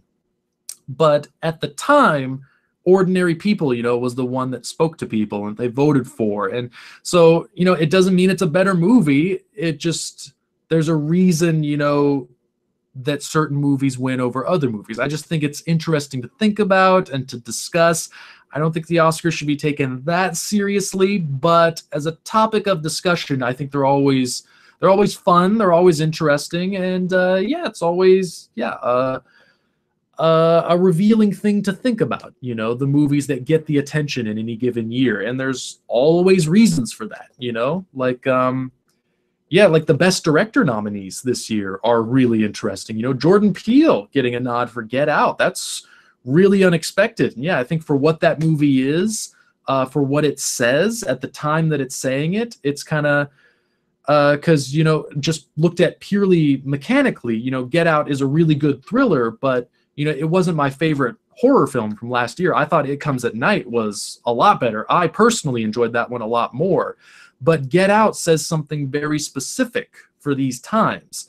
And I think giving Jordan Peele like that nomination, it's making a statement. And I think it's interesting to think about that statement and to discuss the statement that it makes. Or, you know, Greta Gerwig getting a nomination for Lady Bird. These are statements being made, you know, more than just saying like, okay, this is the best movie, no other movie. You know, it's meant to spark discussion, I think, more than anything else. I think, yeah, I guess the most of the mindset, I guess, tends to be like they never pick the best movies. Everything always gets snubbed. The Oscars, like anything, are not perfect, so therefore we should disregard them entirely. They're not perfect. So what? I think it's still fun and interesting to talk about. Sasha, did you see the email I sent to you earlier today? No need to elaborate. I don't believe I did. Maybe it got sent to junk. I'll have to look into that later. Maybe I can check real quick. Real quick. I don't see anything from you in my inbox.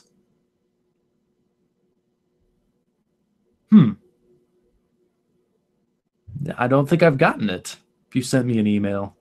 Yeah, I don't see anything, even in the junk folder. It's kind of weird. Oh, one of my inboxes is down, though.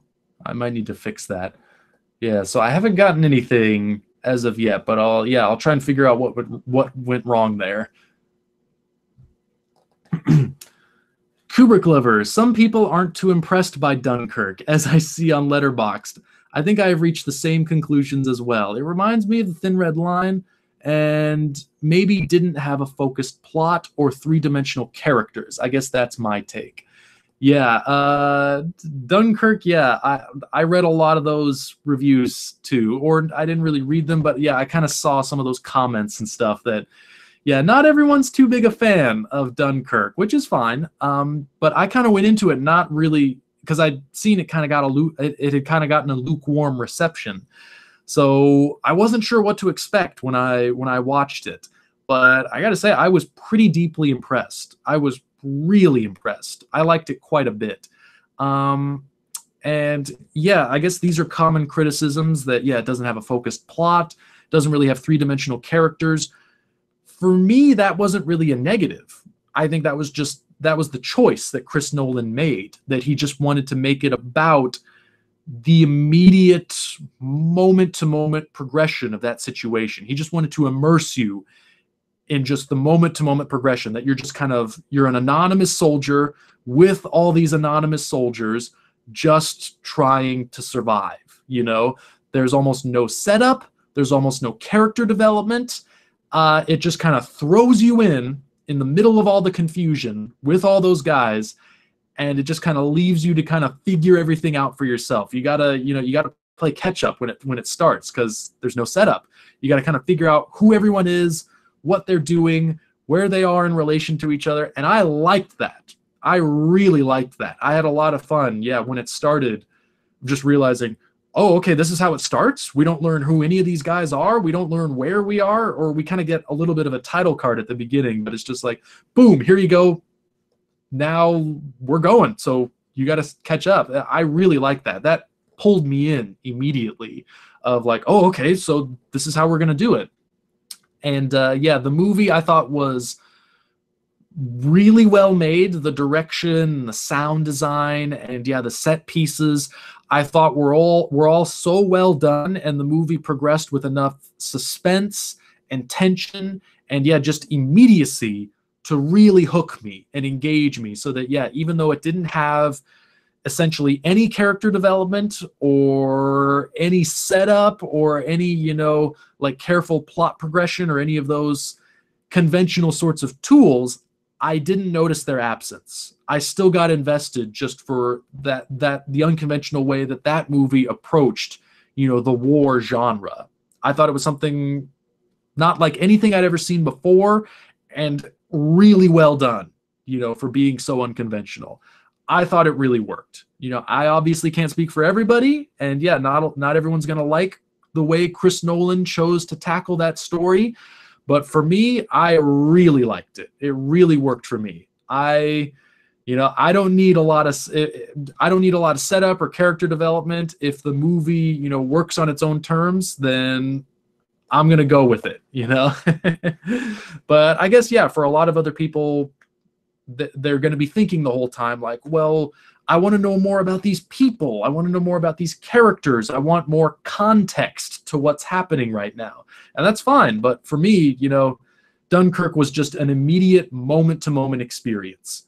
And I got really drawn in and really stirred by it for that reason. Sasha, are you a fan of any straight-up genre films? Sure. Yeah, horror is one of my favorite genres.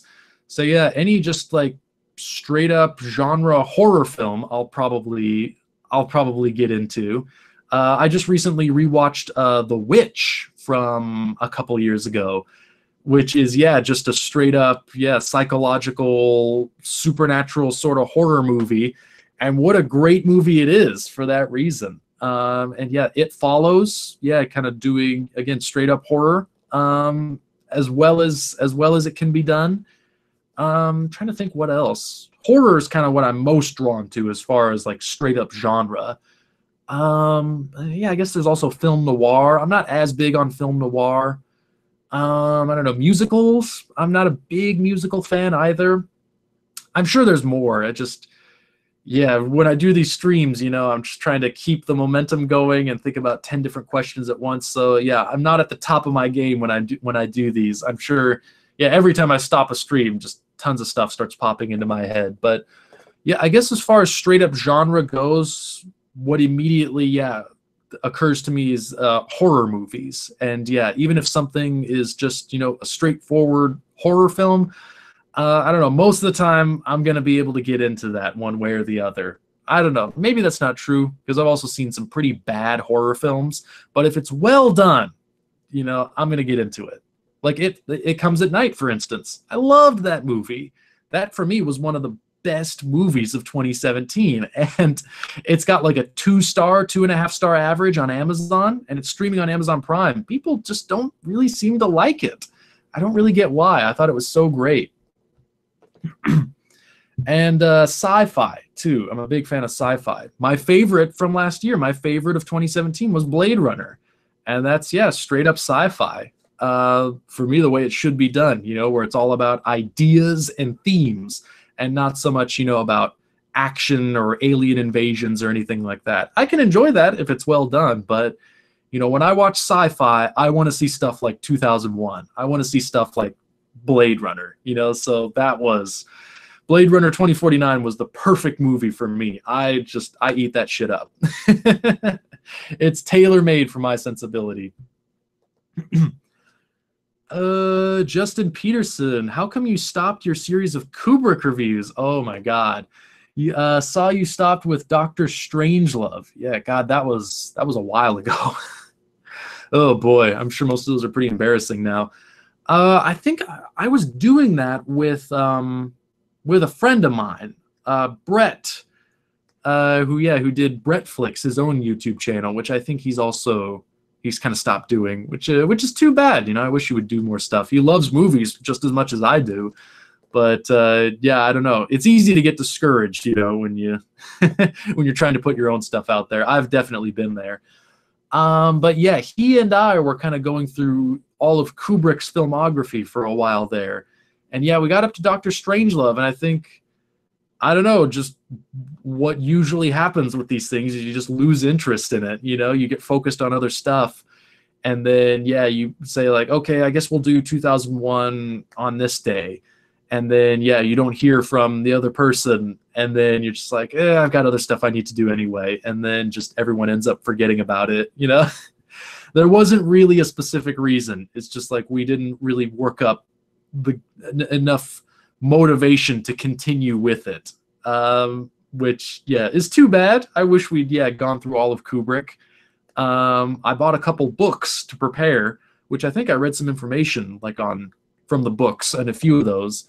But yeah, we just sort of fell out of it and never really got back into it. It's too bad. It's that stuff can easily happen, you know, if you're not focused on, you know, staying consistent with the work you do. You can really easily just lose track of it. It's like, who cares? I'll worry about it later. And you never get back to it. You got to be diligent about this stuff. I've discovered that, trying to do a YouTube channel, you've really got to stay focused. You've really got to stay motivated and determined to consistently deliver work. You miss one deadline and then it just becomes like, well, what's the point? I don't have to worry about it. And then you end up not doing anything anymore. Even missing 1 week of recommends videos, then it's like, what's the point? I don't need to keep doing it. Or being half-hour late for the stream. I almost didn't do this. I was like, what's the point? I don't need to stream. It's a half-hour late. Nobody cares. I don't need to stream. But you gotta put the fire under yourself. You gotta light that fire and say like, no. I'm supposed to do it today, so damn it, I'm gonna do it. That's the only way to, keep making things. So yeah, that whole Kubrick series we were doing, just one of those things we weren't determined enough. And yeah, we just sort of fell out of it, unfortunately. Let's see. Sasha, you can't start sad, then go sadder? Oh, I must be way behind. That's back, when we were talking about Breaking the Waves. Have you seen Little Odessa? It's the most depressing film I've ever seen. Nobody even smiles. I have not seen it. I'll write that one down to make sure I do see it at some point. Little Odessa. Yeah, not familiar with that one. Sounds like a good time, though. I'll have to look into it. Oh, Kubrick lover. Speaking of depressing films, one of my favorites of all time is Ingmar Bergman's Shame, which I love. That's a devastating one. Absolutely no hope in that film at the end. Sounds like Bergman. Yeah, that's one I have. I have like a... Oh, I don't think I have it with me. I think I left it behind at my parents' house. Yeah, that one's not here. But I have like an MGM DVD set that I got years and years ago.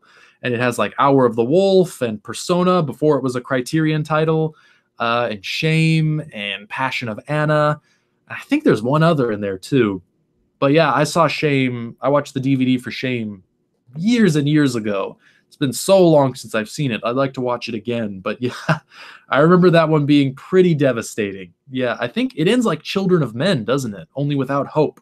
But they're on the boat. And yeah, it just kind of ends on a note of complete loss and despair. That, yeah, sticks with me even to this day. But yeah, it's one I'd love to go back to and rewatch just to refresh my memory. But yeah, it did. I remember it did hit me pretty hard when I did watch it. Let's see. Vaishnan, how do you guys find the time for both movies and TV? Yeah, Kubrick lover and Sasha are talking about, yeah, some TV programs, which I haven't seen, so I can't really offer any comments upon. But yeah, Vaishnav's got a good point. How do you guys find the time? And Kubrick lover, that's a pretty good, straightforward answer. I just pick a movie or a TV show. That's the way you got to do it. You just got to pick one thing and commit to it, not get overwhelmed. Because then you get discouraged, where it's like, I got to watch this and this and this and this and this. Then you lose your motivation. I think that's probably the way to do it, is you just pick one thing. It's like, okay, I'm going to watch this. I'm not going to think about anything else. I'm just going to watch this. And then, yeah, I think that's the best way to stay committed to something. Let's see. Mark, chapter 13. I love John Waters. Also a big Alejandro Jodorowsky fan. Good taste. Yeah, I'm a big fan of both of them as well. Vaishnav, I don't know if I can handle pink flamingos yet. Fair enough. Watch it when you think you're ready. Kubrick lover, have you seen Brendan Gleeson in Calvary? Yeah, that was one that got suggested to me a little while ago. I wrote it down, and yeah, I got a hold of the Blu-ray from the library, and I watched that. That was a great film. I was so impressed with it. I'd heard almost nothing about it, and yeah, I watched it. It was so good. Kubrick lover, I thought he should have been nominated for an Oscar that year. I think that's a perfectly fair claim to make. I agree with you. Gleeson was incredible in that movie. And again, I talked about Breaking the Waves earlier as like a really, even for me, as somebody who is not religious, Breaking the Waves is a really engaging film about religious themes. Calvary was exactly the same way. It was such an intelligent, thoughtful, complex, and really adult, mature, like carefully thought out examination of religion and religious ideals, and what it means to actually be a religious person. It was the depth of thought and emotion in there that I think his name is John Michael McDonough, Martin McDonough's older brother. But yeah, the complexity he brought to it and the depth of thought and feeling he brought to it was very impressive. That movie spoke so deeply to me, even as a non-religious person. I related to that character so much and got so invested, in the moral quandaries and dilemmas he got mixed up in. Yeah, it was such a great film. Amazing screenplay. And incredible characters and just great performances. I was really glad I watched Calvary. That was one I missed. So really glad I caught up on that one because it was such a great film.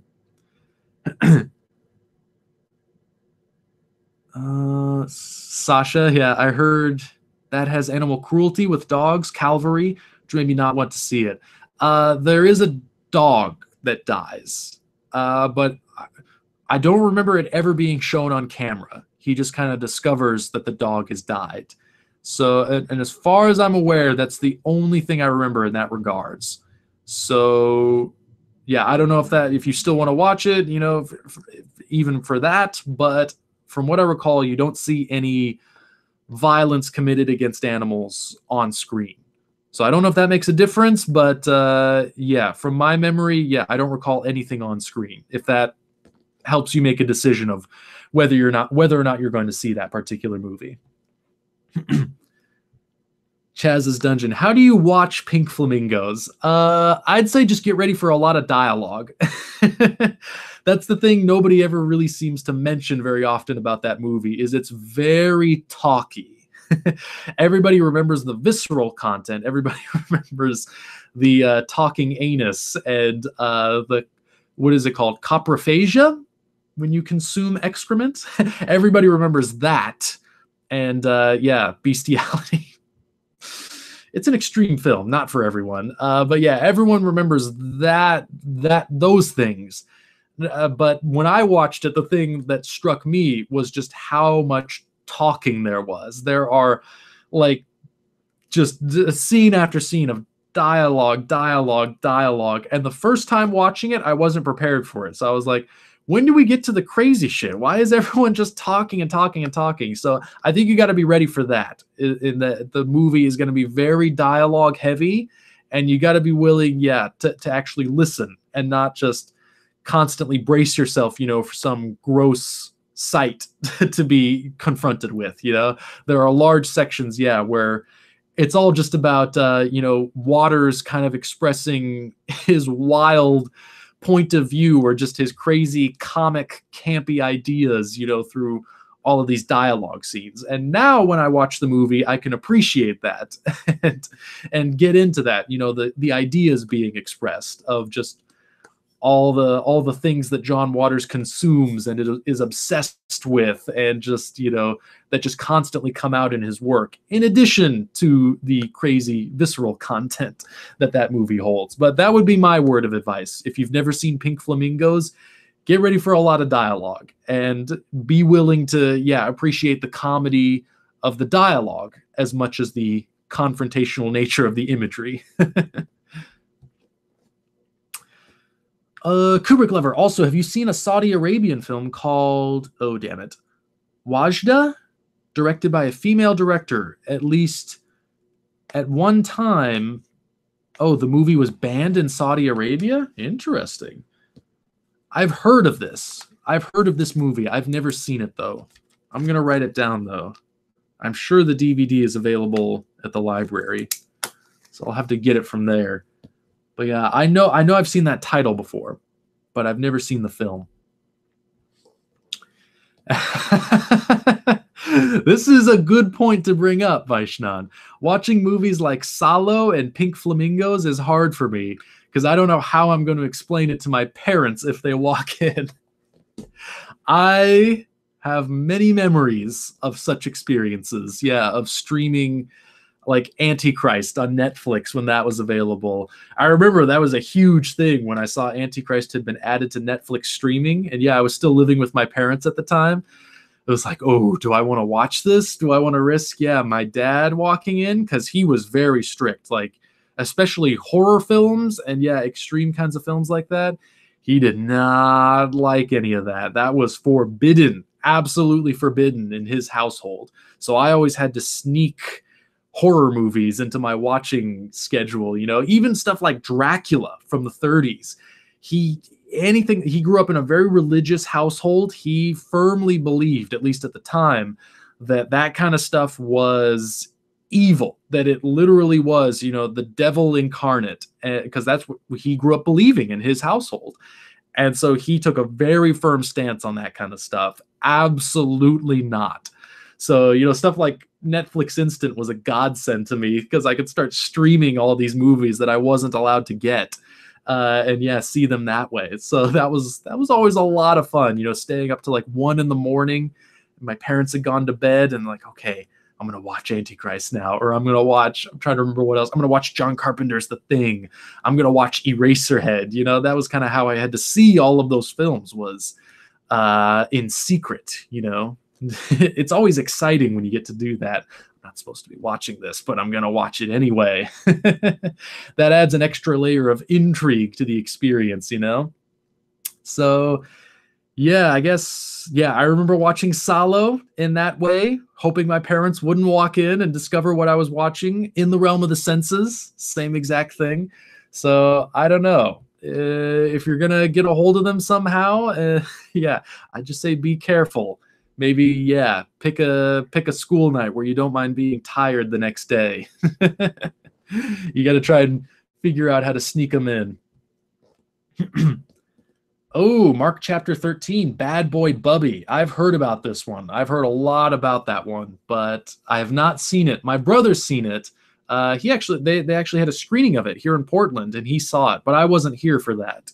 So I missed out on that one. But Bad Boy Bubby, that's another one on my watch list that sounds like it'd be an interesting one, to say the least, but have not yet seen it. Yeah, even the Blu-ray is like out of print now and really expensive. Like it's become something of a collector's item. So maybe I can find it, I don't know, at Movie Madness or something. But that's one I'd like to see somehow one of these days. Vaishnan, what's everyone's least favorite movie? Ooh, Mark chapter 13. There are too many.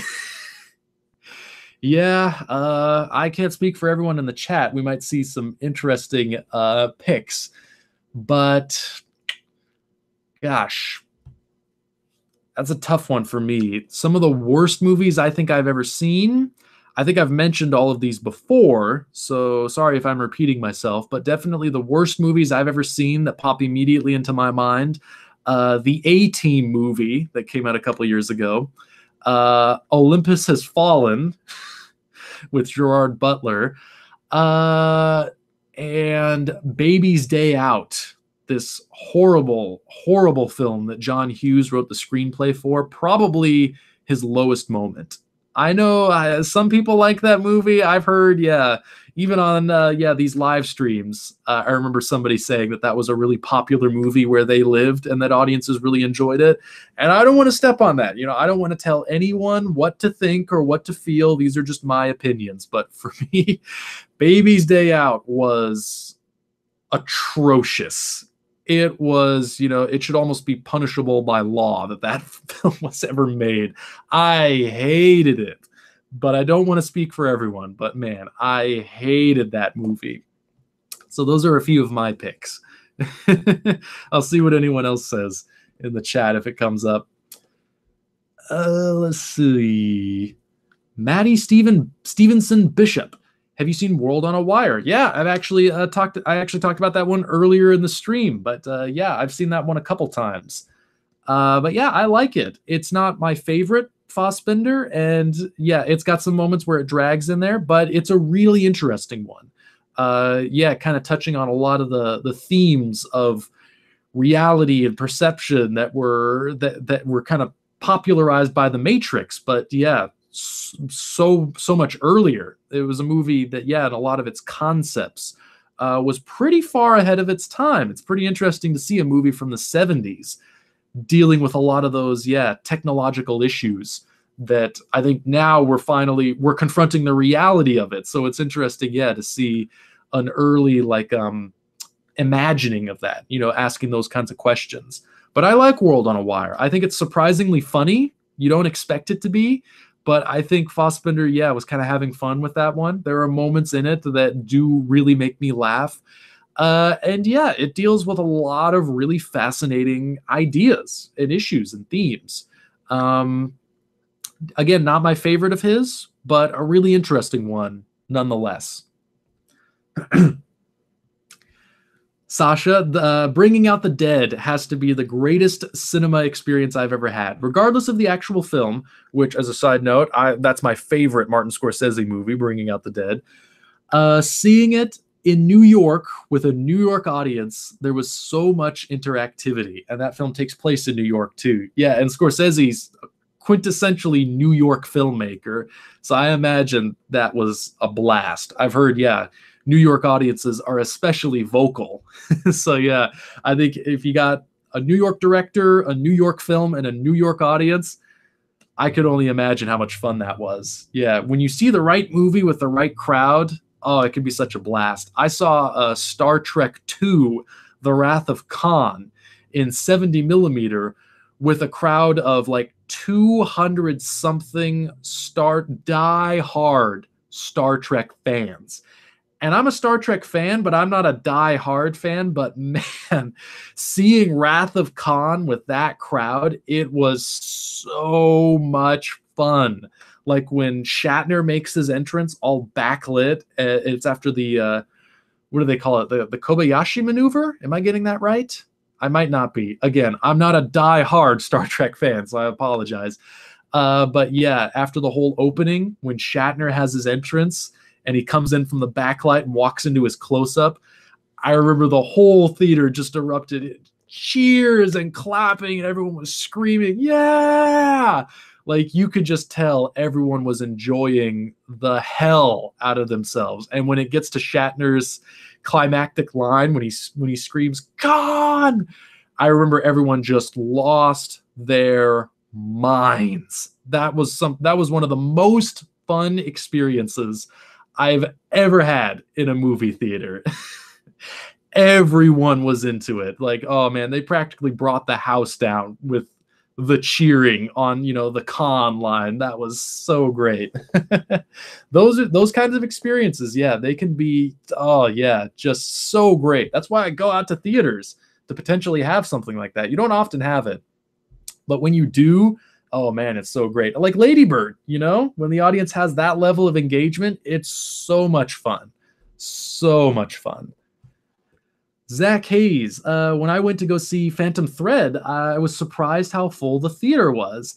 It was only like half full. I'm picturing a packed house. It was only like half full, but that's way more people compared to the other awards films and indies I've seen this year, that's a little discouraging to hear. But yeah, I've been glad to see that, yeah, all the stuff I've been seeing, like The Post and I, Tanya, Call Me By Your Name, and even Phantom Thread too. Yeah, I always worry, like when I go, I always worry like we're probably going to be the only ones in the theaters, like me or my brother and I.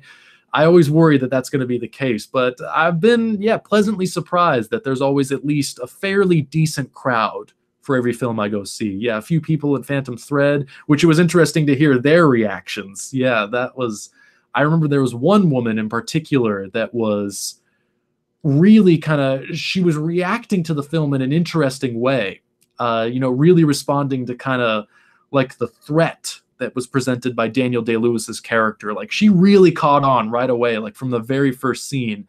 I remember hearing her whisper to her or her boyfriend or her husband, whoever it was she was with. I remember hearing her whisper, like when Day-Lewis is doing the measurements on Alma and measuring her from the dress, and making like all these really harsh comments, like surprisingly harsh comments that kind of contrast and conflict with sort of the romantic tone of the scene. I remember just, yeah, those little hints, those little subtle hints you get from the way he talks and the way he behaves. I remember hearing her leaning over and whispering, she needs to get out of there. And that was interesting, you know, to hear that reaction and to hear how people were reacting to the movie in different ways. And yeah, she was definitely catching on to some sinister undercurrents there, which I think was, yeah, fully intended by Paul Thomas Anderson, you know, in kind of layering these different emotions in there simultaneously so that everyone in the audience kind of responds to different things. But yeah, that was a lot of fun too. Just, yeah, I love, yeah, hearing people react and seeing people, you know, going to see movies and actually engaging with the movie in whatever way. Yeah, I remember when I saw, what was it?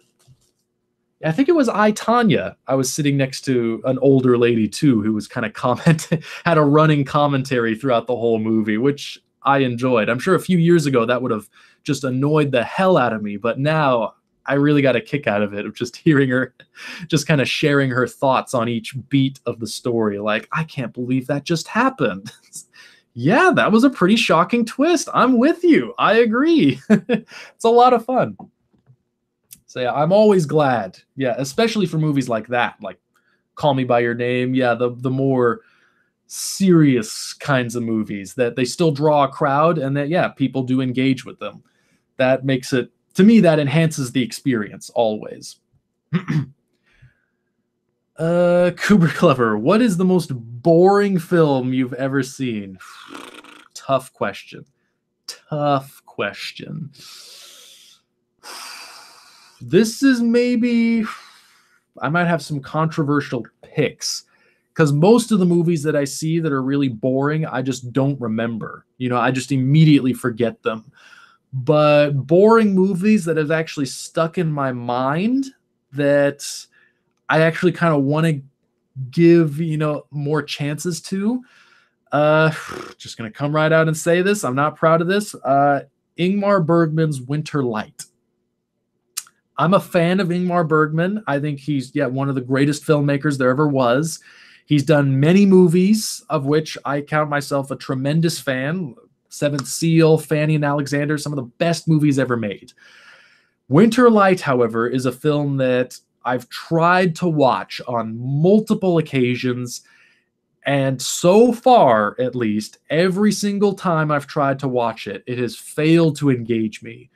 And I either end up, you know, kind of focusing on other things, and I end up, you know, maybe going off and doing something else and forgetting I'm watching the movie and I never end up finishing it, or I fall asleep. Now, I'm not proud of that because it's Bergman, but it's the truth. So Winter Light, whether it's my fault or whether it's the film's fault, at least, has been one of the most memorably boring movies I've ever seen. And I still, to this day, you know, every once in a while, I'll pop it in and I'll try to watch it, you know, one more time. And I'll think, this time I've grown so much as a person and a film goer. This time I'm going to get it. And I never do.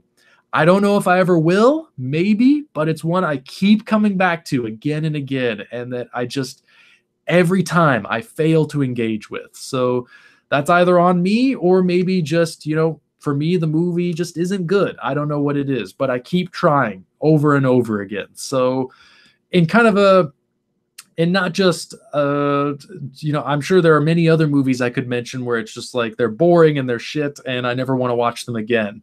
But I just don't remember those movies. You know, they immediately leave my brain once they're over. But Winter Light is one that has stuck around.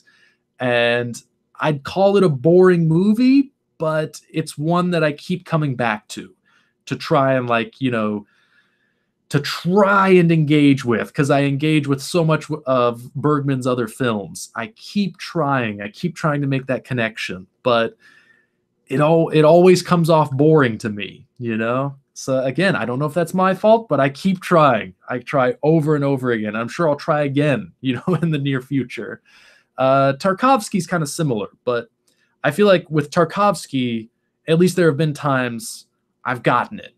I fell asleep to Solaris the first 5 times, I think, and then I finally made it all the way through, and it was a revelation. It was like, holy shit, that is a masterpiece. And now I've seen Solaris probably like 10 times total, and 5 of those I stayed awake for. The first 5, I fell asleep. The subsequent 5, I've stayed awake for all those viewings, and it's now one of my favorite movies of all time. So you never know. If a movie is boring, but there's still something there that makes you feel like, I just feel like I'm not getting it, then yeah, it keeps drawing you back, and you keep wanting to try again and again and again. At least that's my experience with Solaris, with Winter Light. I got there with Solaris. I haven't gotten there with Winter Light. I don't know if I ever will, but I'm gonna keep trying, I'm sure. So I don't know if it's the most boring film I've ever seen, because definitely that would be something that I don't remember. But as far as for films I remember, Winter Light is what springs to mind. Justin Peterson, any thoughts on Blade Runner 2049 being snubbed of a Best Picture nomination? Get Out should not have been nominated for Best Picture at the Oscars. Maybe at the MTV Movie Awards. Well, again, like I said, I think the Oscars are about making statements more than definitively deciding what the best movie of any given year is. And I think they're more useful serving that function as well. You're never going to be able to determine definitively the best movies of any given year or the best performances of any given year. Anything like that is going to be inherently flawed, and it's going to be completely subjective. Everyone's going to come to different conclusions. Everyone's going to have different choices. So for me, if the Oscars serve any purpose or function, it's to make statements. And I think they do that well. And I think nominating Get Out for Best Picture or Best Director, as they have, and I mentioned this earlier, so sorry if I already answered this and I'm just restating myself, but I feel like that makes a statement. It makes a statement for the current state of the industry. It makes a statement, kind of for where we are right now culturally. And I think it's interesting for that reason. And it'll spark debate. It'll spark discussion. It'll spark reaction, as it is right now. And that's good. I think that's good. And that's what it should be doing. And that's what it is doing. So yeah, would Get Out be on my personal list, for Best Picture? Probably not. I thought it was good, but, there was other stuff I liked more. But, the Oscars aren't about what I think. I think it's about something larger than that. And that's what I like them for. And Blade Runner, yeah, I do think it was snubbed for Best Picture. I would have given it one. But, I guess sci-fi is typically never very popular at the Oscars. Chris Nolan didn't get really any recognition for Interstellar, and I thought that was a great film. I'm trying to think what else. Kubrick, I don't think he really got recognized for 2001. I might be wrong on that. But yeah, pretty much anything. Whoops, my email popped up again. Enter your password. Yeah, I'm having trouble with the email, so that might be why I didn't get your email, Sasha. But yeah, sci-fi is typically never a favorite as far as award season goes, especially the Oscars. They're typically never very keen on sci-fi. Even the original Blade Runner didn't really get any nominations or anything. So yeah, personally, I would have done it differently, but I guess for the track record that the Oscars have, it's not really surprising. The sci-fi is never a favorite, but that's okay. It doesn't mean I like the movie any less. It's still, for me, my favorite of last year. I don't need validation from the Oscars for that. Ooh, Vaishnan. I haven't been to a movie theater since X-Men Days of Future Past. I haven't seen that one. Am I a bad cinephile? No, of course not. Don't let anybody tell you you're a bad cinephile. Films mean what they mean to you, so don't let anybody ever tell you what a film should mean to you, or what movies should mean to you, or how you should, appreciate films, in your own way. Never let anybody tell you how to love movies. You determine that for yourself.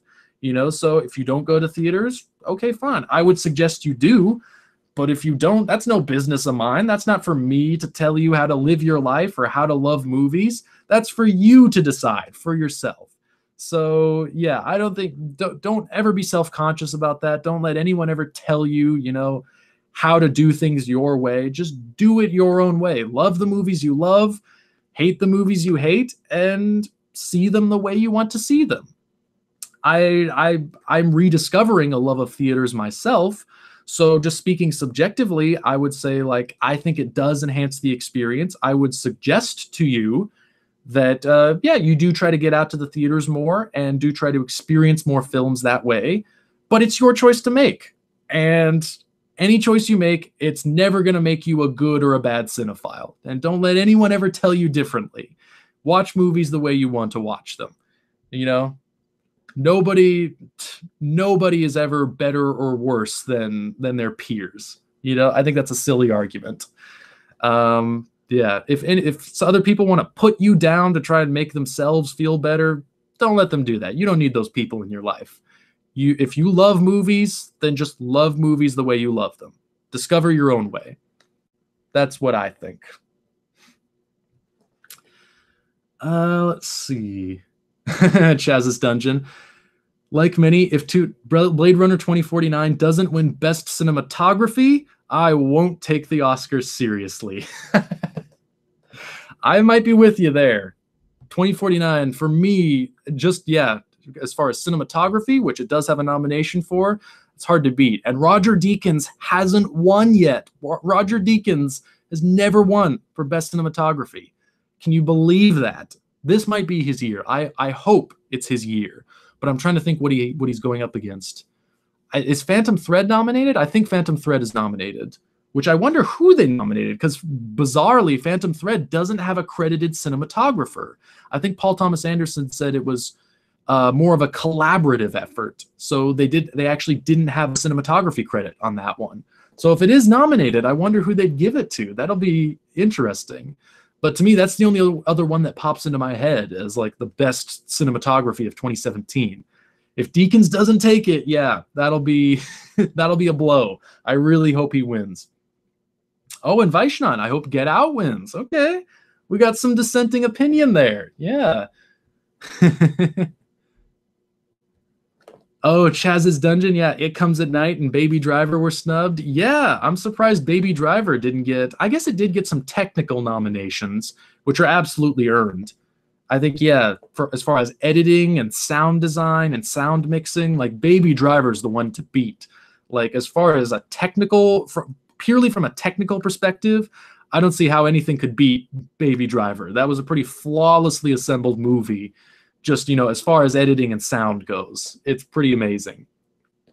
And It Comes at Night, unfortunately, so underappreciated. That would have been on my Oscars too. I would have put it on there. Sasha, Oscars, stopped caring about them years ago. It's promotion, nothing more. Yeah, there is that aspect to it. And I think I've actually expressed that opinion myself in previous years. But I don't know. My opinion has changed, over recent years. And, I do appreciate the Oscars for what they are. And I enjoy them. I always enjoy the ceremony. So maybe that makes me a bad cinephile. But I don't really care so much. If I enjoy something, I'm just going to enjoy it. Ooh. Maddie Stevenson Bishop. I saw Wolves in the Snow, a French-Canadian film on Shudder. The best new movie I've seen in a while. On Shudder, eh? I've been thinking about getting a subscription to that. But I don't know this movie. Wolves in the Snow. I'll have to check it out. Wolves in the Snow. Yeah, it's so hard to keep track of everything good that comes out in a given year now, since there's streaming distribution now. And I'm starting to discover, I'm starting to go back and watch the stuff on streaming platforms too. and discover, yeah, there's a lot of great stuff that didn't really get a theatrical release either. Like actually just last night, I watched Landline, the new Gillian Robespierre movie, I believe is her name. She did Obvious Child, which I haven't seen, but I've heard a lot about. And yeah, her new film Landline was distributed by Amazon Studios, so it's available on Prime. And I finally got around to watching it last night, and it was so good. And I think, yeah, if that had gotten a theatrical distribution or more of a theatrical distribution, I feel like that would be appearing on more top 10 lists. It was such a good, underseen, underrated film. I really liked Landline. And I'll be giving that one a shout out on one of my lists because I really enjoyed it. And I've heard almost no talk about it. And I thought that was so criminal, you know, that the films that deserve appreciation aren't getting them, you know?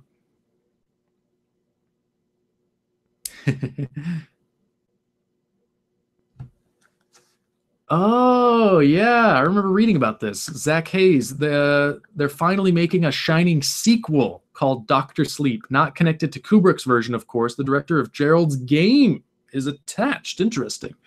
I would like to see Walton Goggins play Danny. Oh my God, that is a great suggestion. Holy shit. Walton Goggins as an adult Danny. That'd be amazing. I did hear, though, that King wrote that he wrote some kind of follow-up to The Shining. I've never read it, and I haven't heard anything about it, so I don't know if it's supposed to be good or not. But that could be interesting. You know, I thought Gerald's Game was well made, story-wise. It had some interesting choices that it made. I'm not sure how I felt about it on the whole, but it was certainly well directed, well acted. I'll give it credit for that. So could be something there. Dr. Sleep, we'll see. We'll see. We always want to be cautiously optimistic. Gregor Barclay, messy and bad. I'm willing to go for it as long as it's interesting. Entirely my feeling. I'm glad you agree. Yeah, I definitely feel that. Oh, Chaz's Dungeon. What's the most boring film you've seen? Already answered that one, hopefully in a satisfactory fashion. So gonna move on. Vaishnath, I hope Kobe Bryant wins an Oscar. That would be a dream come true for me.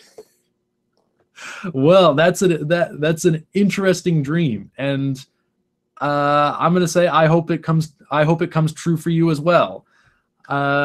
Yeah, if Kobe Bryant does win, that would be interesting. That would certainly be interesting. Is he an actor? I'm trying to think of what he was in. I think he's appeared like in what's his name? Judd Apatow. Wasn't he in a Judd Apatow movie or something? Or am I thinking of somebody else? But yeah, that'd be interesting. I would love to see the day where Kobe Bryant wins an Oscar. That'd be a day to remember. Zach Hayes. Walton Goggins reminds me of a young Jack Nicholson, in my opinion. That's why I can see him play Danny. Interesting. I guess most of the roles I've seen him in, he kind of plays like a goofball.